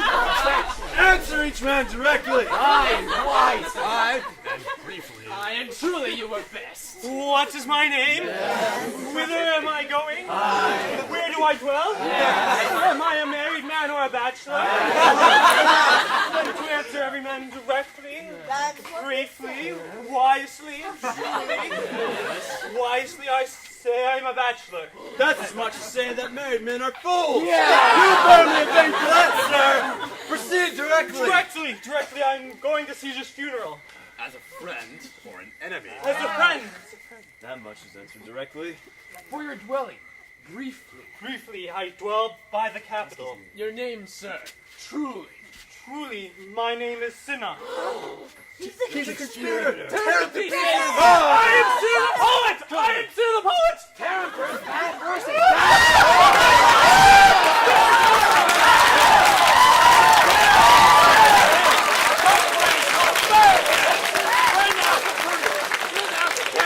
Come to Darius and send to Nestor's house. Go away, go! Look at him!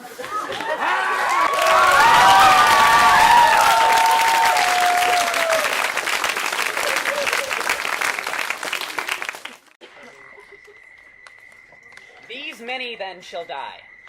Their names are pricked. Your brother too must die. Consent you, Lepidus? Aye. I do consent. Prick him down, Antony. Upon condition Publius shall not live. Who is your sister's son, Mark Antony? He shall not live. Look. The spot I damn him. But, Lepidus, go you to Caesar's house, and fetch the will hither, that we may cut off some charge in legacies. What, shall I meet you here? Here or at the Capitol.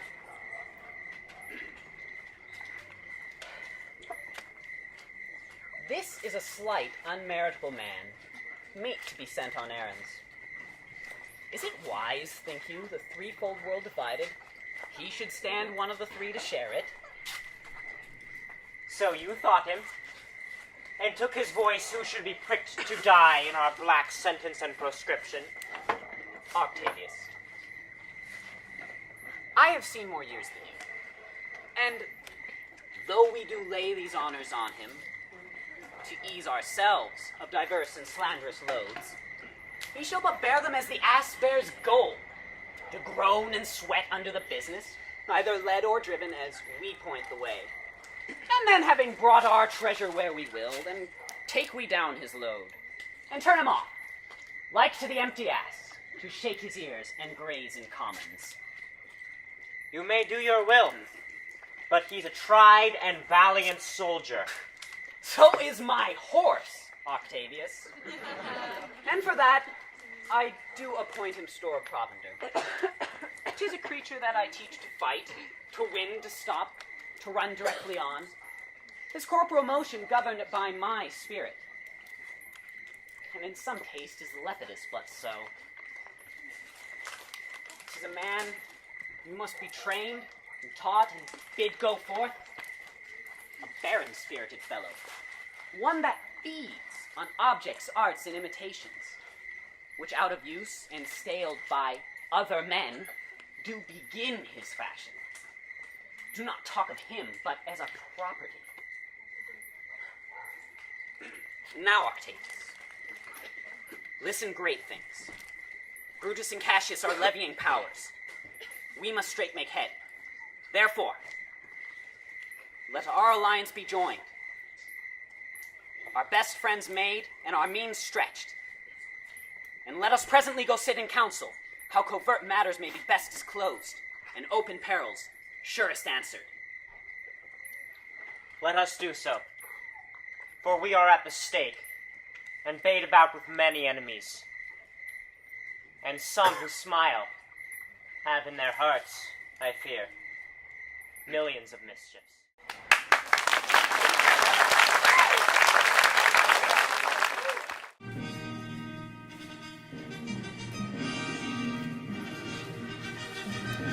Stand! Ho!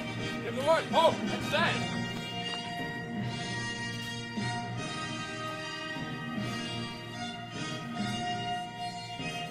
What now, Julius?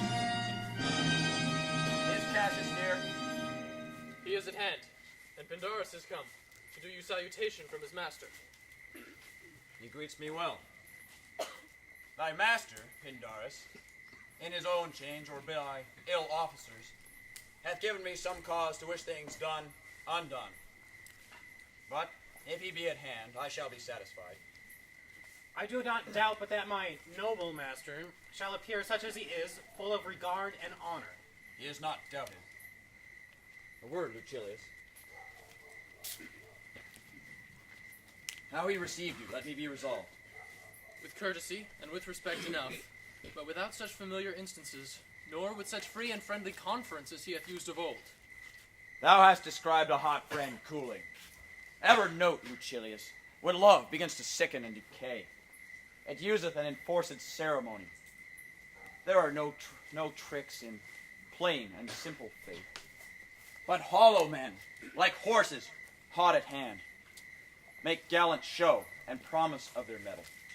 But when they should endure the bloody spur, they fall their crests, and like deceitful jades, sink in the trial. Comes his army on?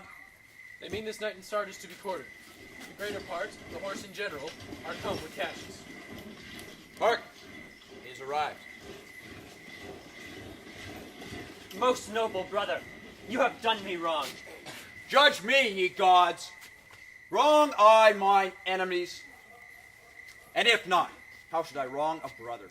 Brutus, the sober form of yours hides wrongs, and when you do them... Cassius, be content. Speak your grief softly. In front of both our armies here, which should perceive nothing but love from us, let us not wrangle. Bid them move away, and then, in my tent, Cassius, enlarge your griefs, and I will give you audience. Pindarus, bid our commanders lead their charges off a little from this ground. Do ye the like, Lucilius, and let no man come to our tent till we have done our conference. Let Lucius and Titanius guard our door.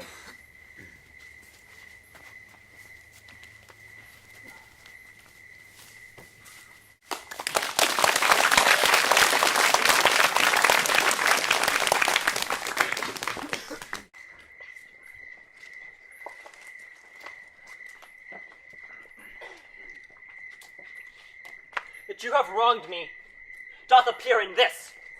You have condemned a noted Lucius Pella for taking bribes here of the Sardians, wherein my letters, praying on his side, because I knew the man, was slighted off. You wronged yourself to write in such a case. In such a time as this, it is not meet that every nice offense should bear his comment. Let me tell you, Cassius, that you yourself are much condemned to have an itching palm, to sell and mart your offices for gold to undeservers. I, an itching palm? You know that you are Brutus that speaks this.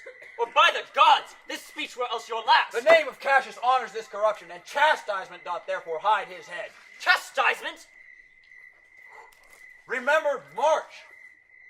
The Ides of March, remember. Did not great Julius bleed for justice' sake? What villain touched his body that did stab and not for justice? What? Shall one of us that struck the foremost man of all this world, but for supporting robbers, shall we now contaminate our fingers with taking base bribes and sell the mighty space of our large honors for so much trash as may be grasped thus? I had rather be a dog and bay the moon than such a Roman. Brutus, beat not me. I'll not endure it. You forget yourself to hedge me in. I am a soldier. I, older in practice, abler than yourself to make conditions. Go to. You are not, Cassius. I am. I say you are not. Urge me no more.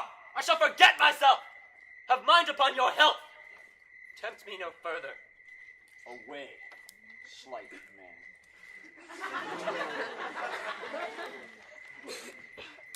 Is it possible? Hear me, or I will speak. Must I budge? Must I observe you? Must I stand and crouch under your testy humor? By the gods, you shall digest the venom of your spleen, though it do split you. For from this day forth I'll use you for my mirth, yea, for my laughter when you are waspish. Has it come to this?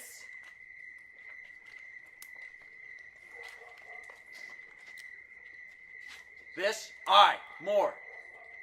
Go, show your slaves how choleric you are, and make your bondmen tremble. For my part, I had rather learn of noblemen. You wrong me.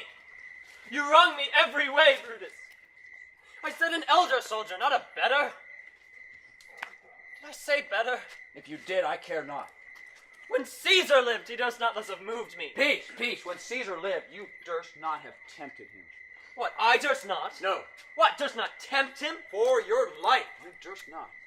Do not presume too much upon my love. I made you that I shall be sorry for. You have done that you should be sorry for. There is no terror, Cassius, in your threats. For I am armed so strong in honesty that they pass me by as the idle wind, which I respect not. I did send to you for gold, which you denied me. By heaven, I can raise no money by vile means. I had rather coin my heart and drop my blood for drachmas than to wring from the hard hands of peasants their vile trash by any indirection. I did send you for gold to pay my legions, which you denied me. Was this done like Caius Cassius? Should I have answered Caius Cassius so? When Marcus Brutus grows so covetous, to lock such rascal counters from his friends, be ready, ye gods, with all your thunderbolts, dash him to pieces. I denied you not. You did. I did not. He was but a fool that brought my answer back. Brutus hath rived my heart. A friend should bear his friend's infirmities, but Brutus makes mine greater than they are. I do not, till you practice them on me. You love me not. I do not like your faults.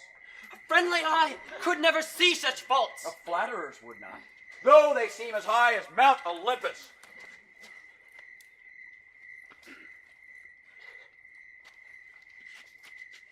Come, Antony. Young Octavius, come. Revenge yourselves alone on Cassius. For Cassius is aweary of the world. Hated by one he loves.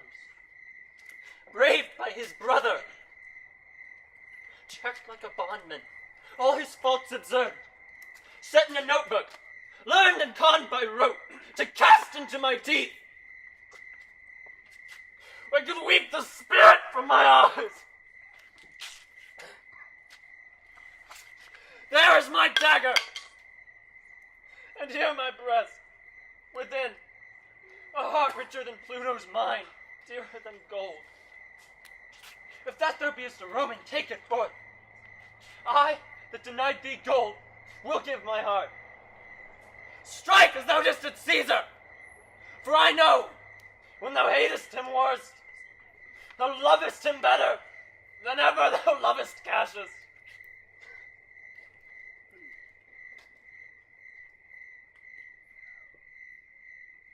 Sheath your dagger. Be angry when you will. It shall have scope. Do what you will. Dishonor shall be humor. Oh, Cassius, you are yoked with a lamb that carries anger as the flint bears fire, which shows a hasty spark and straightway is cold again. Has Cassius lived to be but mirth and humor to his Brutus, when grief and blood ill-tempered vexeth him? When I spoke that, I was ill-tempered too. You confess so much. Give me your hand. And my heart, too. Oh, Brutus. What's the matter? You're not patient enough to bear with me when that rash humor which my mother gave me makes me forgetful. Yes, Cassius. And from henceforth, when you are over-earnest with your Brutus, he'll think your mother chides and leave you. Let me go in to see the generals. There is some grudge between them. 'Tis not meet they be alone. You shall not come to them. Nothing but death shall stay me. Oh, no. What's the matter? For shame, you generals. What does this mean? Love and be friends, as two such men should be. For I have seen more years, I'm sure, than ye. How vilely doth this cynic rhyme. Get you hence, saucy fellow. Hence! Bear with him, Brutus, 'tis his fashion. I'll know his humor when he knows his time. Companion, away! Away! Away, begone!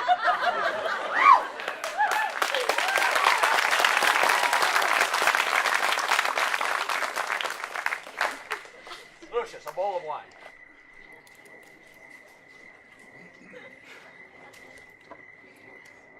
I did not think you could have been so angry. Oh, Cassius, I am sick of many griefs. Your philosophy you make no use. You give place to accidental evils. No man bears sorrow better. Portia is dead. Portia? She is dead. How escaped I killing when I crossed you so? Insupportable and touching loss. Upon what sickness? Impatient of my absence and grief that young Octavius and Mark Antony have made themselves so strong. For with her death this tidings came. With this she fell distract, and her attendants being absent, swallowed fire. And died so? Even so. Ye immortal God. Speak no more of her. Lucius, a bowl of wine.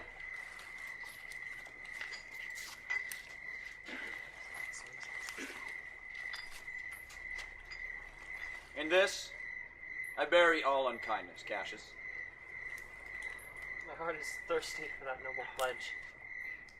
Fill, Lucius, to the wine or swallow the cup.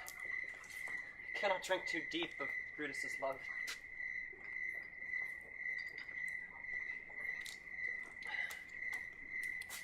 Welcome, good Messala. Now, sit we close about this taper here and call in question our necessities. Portia, art thou gone? No more, I pray you. Messala, I have here received letters that Octavius and Antony come down upon us with a mighty power, bending their expedition toward Philippi. Myself have letters of a self-same tenor. With what addition? That, by prescription and bills of outlawry, Octavius, Antony, and Lepidus have put to death 100 senators. Therein our letters do not well agree. Mine spoke of 70 senators that died by their prescription, Cicero being one. Cicero one? Aye, Cicero is dead, and by that order of prescription. Well, to our work. Alive. What think you of marching to Philippi presently? I do not think it good. Your reason? This it is. 'Tis better that the enemy seek us. So shall he waste his means, weary his men, doing himself offense, whilst we, lying still, are full of rest, defense, and nimbleness. Good reasons must of force give place to better. The people twixt Philippi and this ground do stand but in a forced affection, for they have grudged us contribution. The enemy, marching along by them, shall by them make a fuller number up, come on refreshed, new added, and encouraged. From which advantage shall we cut him off, if at Philippi we do face him, these people at our back? Hear me, good brother. By your pardon, you must note beside, that we have tried the utmost of our friends. Our legions are brimful. Our cause is right. The enemy increaseth every day. We, at the height, are ready to decline. There is a tide in the affairs of men, which, taken at the height, leads on to fortune. Omitted, all their life's voyage is bound in shallows and in miseries. On such a full sea are we now afloat, and we must take the current where it serves, or lose our ventures. Then, with your will, go on. We'll along ourselves and meet them at Philippi. The dark of night has crept upon our talk, and nature must obey necessity, which we shall niggard with a little more sleep. There's no more to say? Nothing more. Early tomorrow, we will rise and hence. Farewell, Messala. Noble, noble Cassius. Good night, and good repose. My dear brother, this was an ill beginning of the night. Never comes such division twixt our souls. Let it not, Brutus. Everything is well. Good night, my lord. Good night, good brother. Good night, Lord Brutus. Farewell, everyone.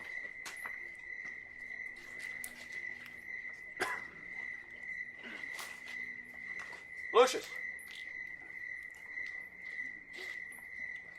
Where's thy instrument? Here in the tent. What? Speakest thou drowsily? Poor knave. Thou art o'erwatched. Oh, look. Here is the book I sought for so. I was sure thy lordship did not give it me. Bear with me, boy. I am grown forgetful. Canst thou hold up thine eyes and touch thy instrument for a strain or two? Aye, my lord, and it please you. It does. I trouble thee too much, but thou art willing. It is my duty, sir. I should not tax thy duty past thy might. I know young bloods look for a time of rest. I have slept, my lord, already. It was well done. And thou shalt sleep again. I will not hold thee long. If I do live, I will be good to thee.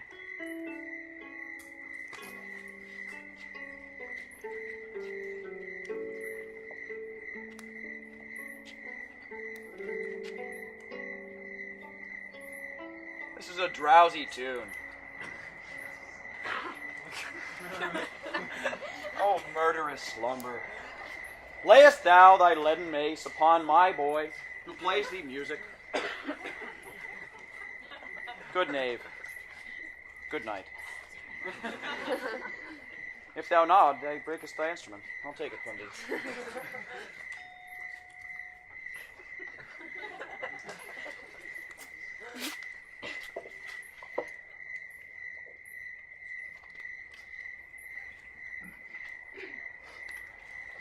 Let me see, let me see. It's not the leaf turned down where I left off reading. Here it is, I think.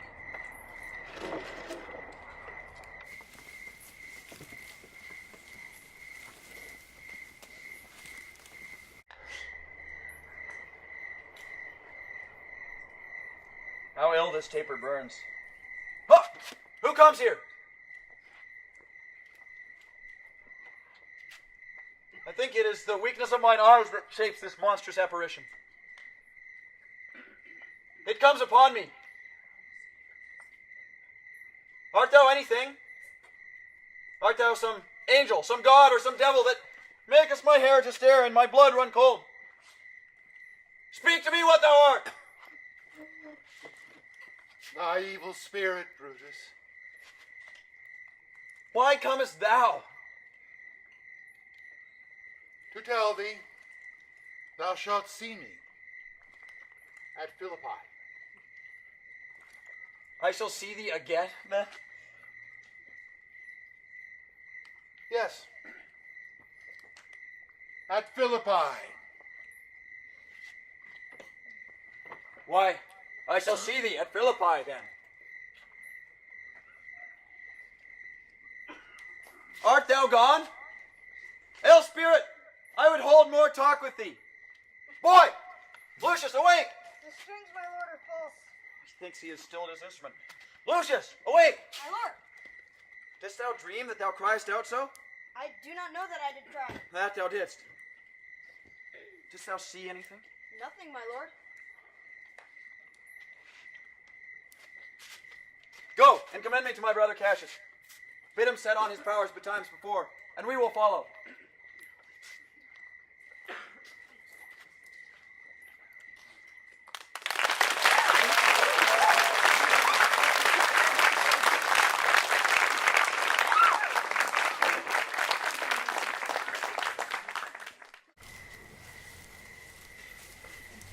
Now, Antony, our hopes are answered. You said the enemy would not come down, but would keep the hills and upper regions. It proves not so. Their battles are at hand. They mean to warn us at Philippi here, answering before we do demand of them. Tut. I'm in their bosoms, and I know wherefore they do it. They could be content to visit other places, and come down with fearful bravery, thinking to fasten in our thoughts that they have courage. But 'tis not so. Prepare you, generals! The enemy comes on in gallant show, and their bloody sign of battle is hung out, and something to be done immediately. Octavius, lead your battle on the left hand of the even field. Upon the right hand I, keep thou the left. Why do you cross me in this exigent? I do not cross you, but I will do so.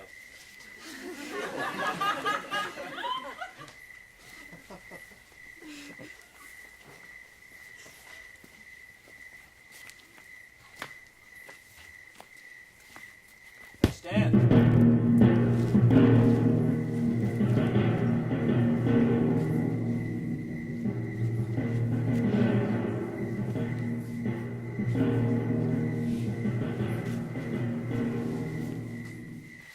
Stand fast, Titinius.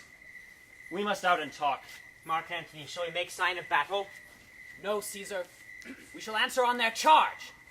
Make forth! The generals would have some words.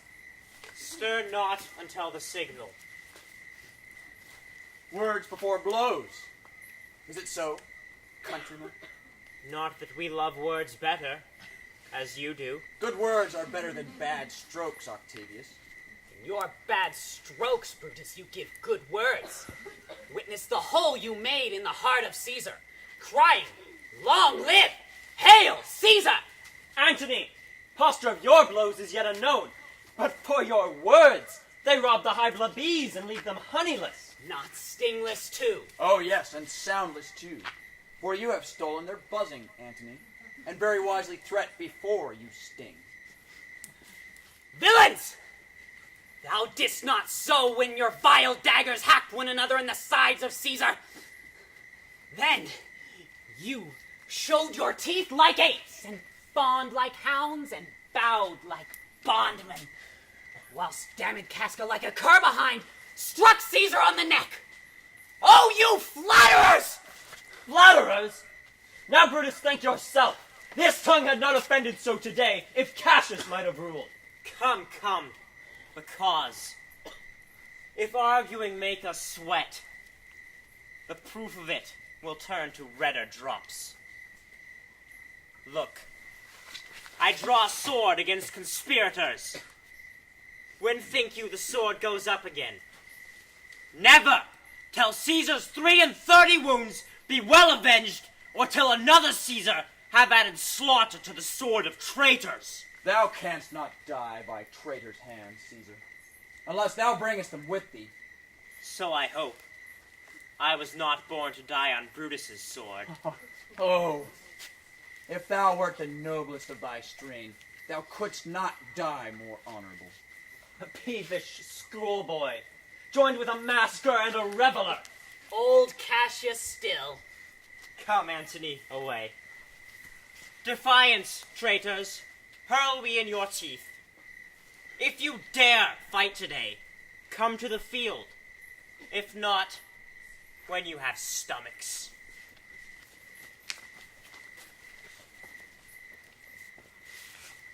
Why now? Swell wind, swim billow, and swim bark. The storm is up, and all is on the hazard. Oh, Julius, a word with you. Messala! What says my general? Messala, this is my birthday. As of this very day was Cassius born. Give me thy hand, Messala. Be thou my witness, that against my word, as Pompey was, am I compelled to set upon one battle all our liberties. You know that I did hold Epicurus strong in his belief. Now, I changed my mind, and partly credit things that do presage.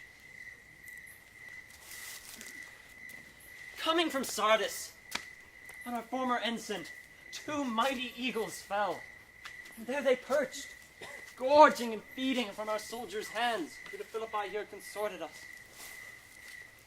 This morning, they fled away and gone, and in their steads do ravens, crows, and kites fly o'er our heads, and downward look on us as we were sickly prey.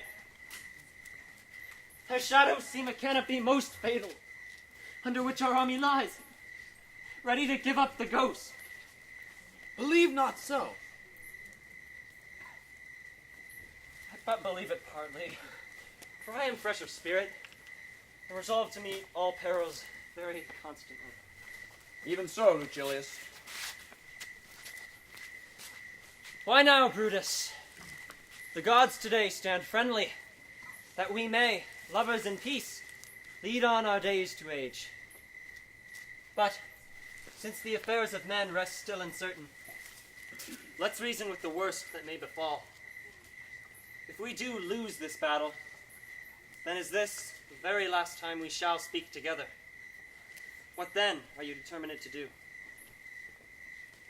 Even by the rule of that philosophy, by which I did blame Cato for the death which he did give himself, I know not how, but I do find it cowardly and vile, so to prevent the time of life, arming myself with patience, to stay the providence of some high powers that govern us here below. Then if we do lose this battle, you are content to be led in triumph through the streets of Rome? No, Cassius, no. Think not, thou noble Roman, that ever Brutus will go bound to Rome. He bears too great a mind. But this same day must end the work the Ides of March begun. And whether we shall meet again, I know not. Therefore, our everlasting farewell take. Forever and forever, farewell, Cassius. If we do meet again, we shall smile. If not, why then, this parting was well made. Forever and forever farewell, Brutus. If we meet again, we'll smile indeed. If not, 'tis true this parting was well made. Why then, lead on. Oh, that a man might know the end of this day's business ere it come. But it sufficeth that the day will end, and then the end is known. Come ho! Away!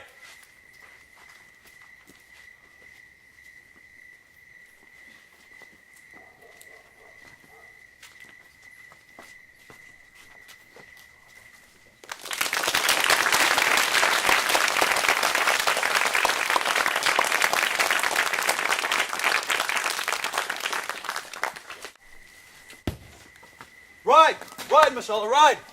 Give these bills unto the legions on the other side. Have them set off at once, for I perceive but cold demeanor in Octavius's wing. And sudden push gives them the overthrow. Ride, ride, Messala! Have them all come down!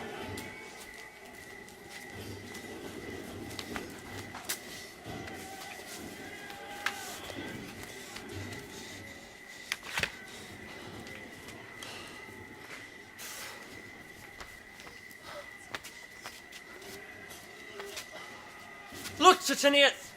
Look, the villains fly! Myself up to mine own turned enemy. This ensign here of mine was turning back. I slew the coward and did take it from him. Oh, Cassius, Brutus gave the word too early, who having some advantage on Octavius took it too eagerly. His soldiers fell to spoil, whilst we by Antony are all enclosed. Fly further off, my lord, fly further off. Mark Antony is in your tent, my lord. Fly therefore, noble Cassius, fly further off. This hill is far enough. Look, Titinius! Look! Are those my tents in which I perceive the fire? They are, my lord. Titinius, if thou lovest me, mount thou my horse and hide thy spurs in him until he have brought thee to yonder point and back again, that I may know whether yonder troops are friend or enemy. I will be here again, even with the thought. Go, Pindarus! Get higher! Regard Titinius! And tell me what thou noticed about the field. Sight was ever thick. This day I breathed it first, and where I did begin, there shall I end. My light is run his compass. Sirrah, what news? Oh, my lord! What news? Titinius is enclosed around about with horsemen that make to him on the spur. Yet he spurs on. They're almost on him. Now, Titinius! Now some light. And he lights too. He's taken. And hark! They shout for joy.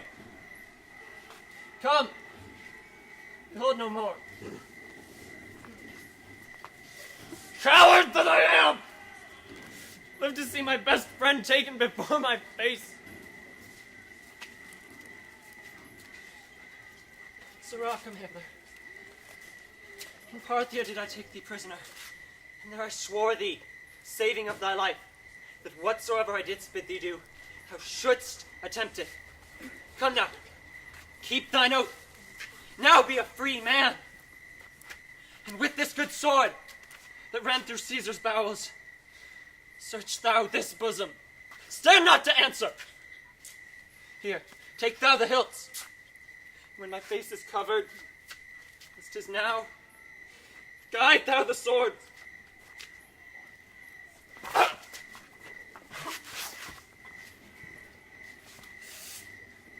Caesar! Thou art revenged, even with the sword that killed thee.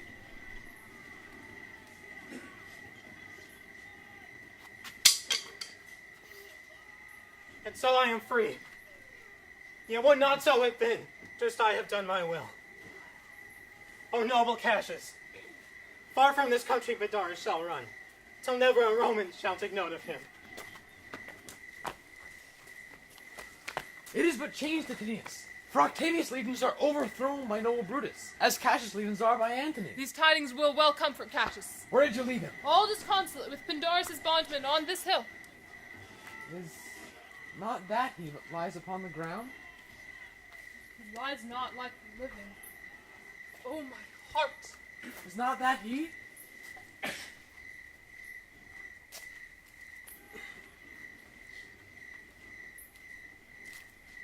No, this was he, Messala. Cassius is no more. O setting sun, as in thy red rays thou dost sing tonight, so in his red blood Cassius' day is set. The sun of Rome is set, our day is gone. Clouds, dews, and dangers come, our deeds are done. Mistrust of my success hath done this deed. Mistrust of good success hath done this deed. O hateful error, melancholiest child! Why dost thou show to the apt thoughts of men the things that are not? O error soon conceived, thou never comest to a happy birth, but killest the mother that engendered thee. What, Pindarus? Where art thou, Pindarus? Go seek him, Titinius, whilst I go to find the noble Brutus, thrusting this report into his ears. I may say thrusting, for piercing steel and darts and venom shall be as welcome to the ears of Brutus as tidings of this sight. Hide you, Messala, and I will seek for Pindarus the while.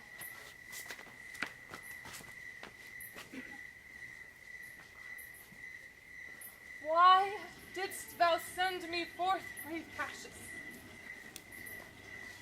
I not meet thy friends? Did not they put on my brow this wreath of victory and bid me give it thee? Didst thou not hear their shouts? Alas, thou hast misconstrued everything. Hold thee. Take this garland on thy brow. Thy Brutus bid me give it thee, and I will do his bidding. Brutus, come apace, and see how I regarded Caius Cassius.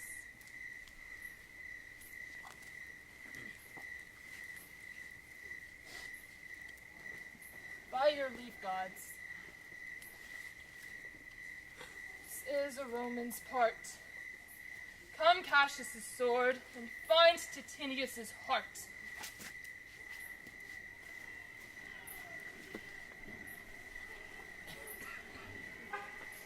Where, Messala, doth his body lie? Lo yonder, and Titinius mourning it. Titinius faces upward. He is slain. O Julius Caesar, thou art mighty yet. Thy spirit walks abroad and turns our swords on our own proper entrails. Brave Titinius, look whether we have not crowned dead Cassius. Are yet 2 Romans living such as these? The last of all the Romans. Fare thee well. It is impossible that ever Rome should breed thy fellow.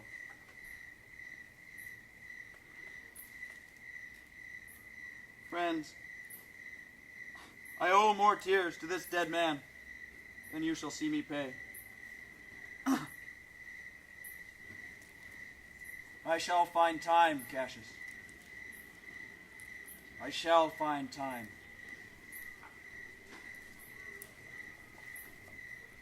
Come, therefore, and to Thasos send his body.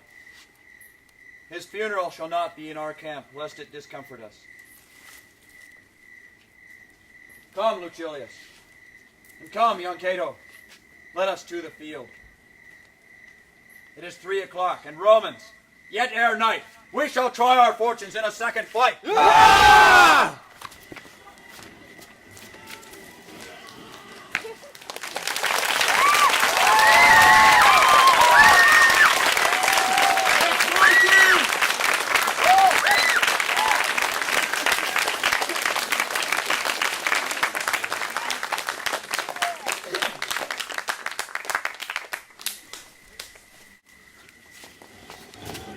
Yet, countrymen, yet hold up your heads! What bastard doth not? Who will go with me? I will proclaim my name about the field. I am the son of Marcus Cato, ho! A foe to tyrants and my country's friend. I am the son of Marcus Cato, ho! And I am Brutus! Marcus Brutus I! Brutus my country's friend! Know me for Brutus! Ah!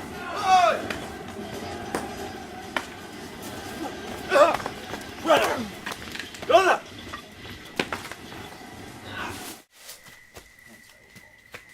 O young and noble Cato, art thou down?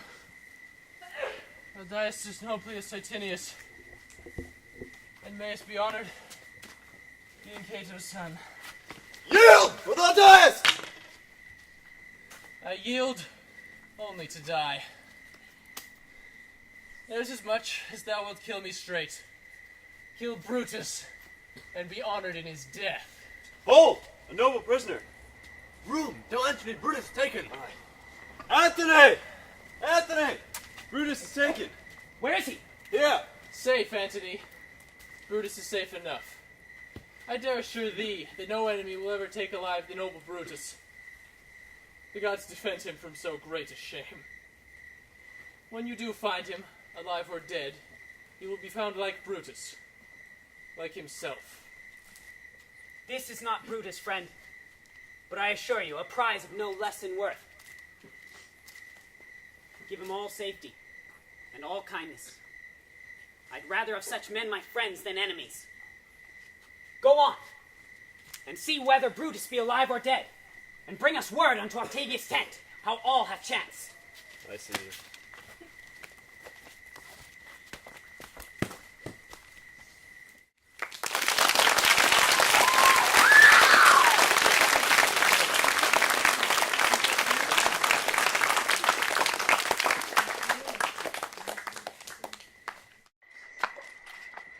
Come, poor remains of friends. Rest on this rock. Sotilius showed the torchlight, but my lord, he came not back. He is ta'en or slain. Slaying is the word. Sit thee down. Slaying is a deed in fashion. Hark thee, Clytus. Would I, my lord? No, not for all the world. Peace, then. I'll kill myself first. No words. Now is that noble vessel full of grief that runs over even his eyes.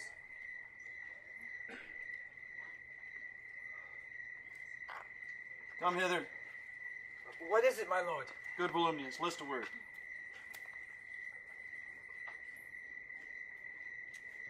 Thou seest the world, Volumnius, how it goes.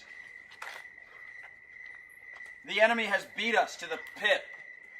It is more worthy to leap in ourselves than to tarry till they push us.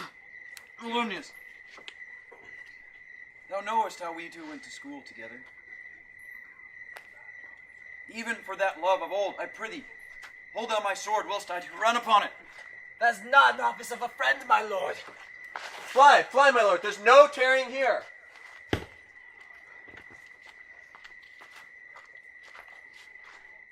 Lucius,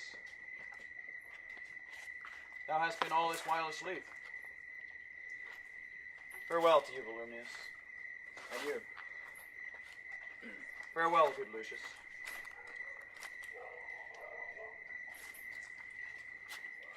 Countrymen, my heart doth yet joy that in all my life I never knew a man, but he was true to me. I shall have glory by this losing day, more than Mark Antony and Octavius by this vile conquest shall attain unto.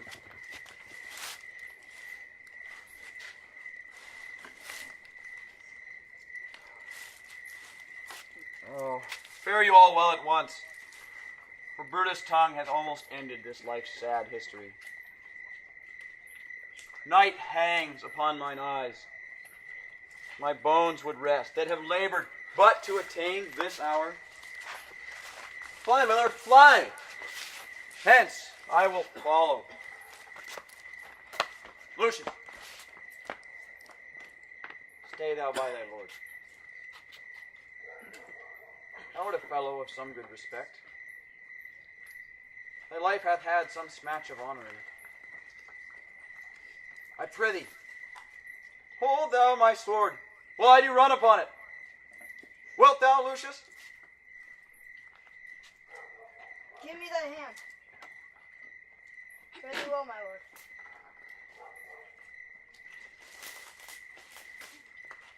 Farewell, Lucius.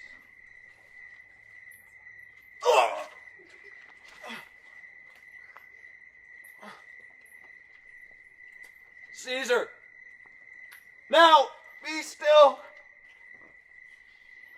I killed thee with not half so good a will.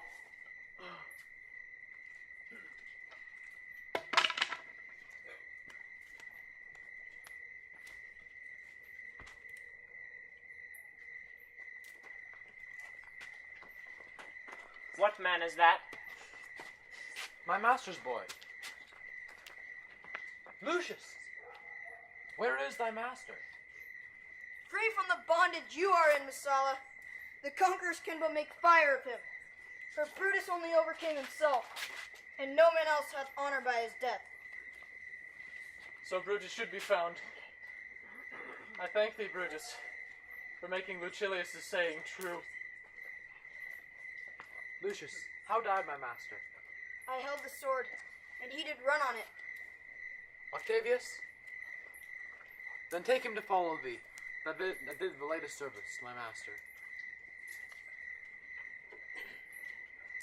This was the noblest Roman of them all.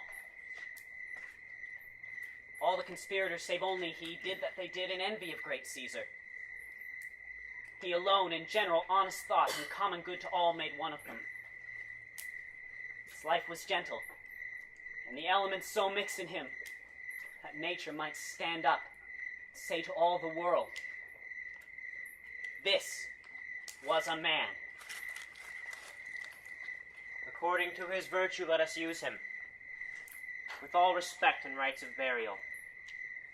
Within my tent tonight his bones shall lie, most like a soldier, ordered honorably. So call the field to rest, and let's away, to part the glories of this happy day.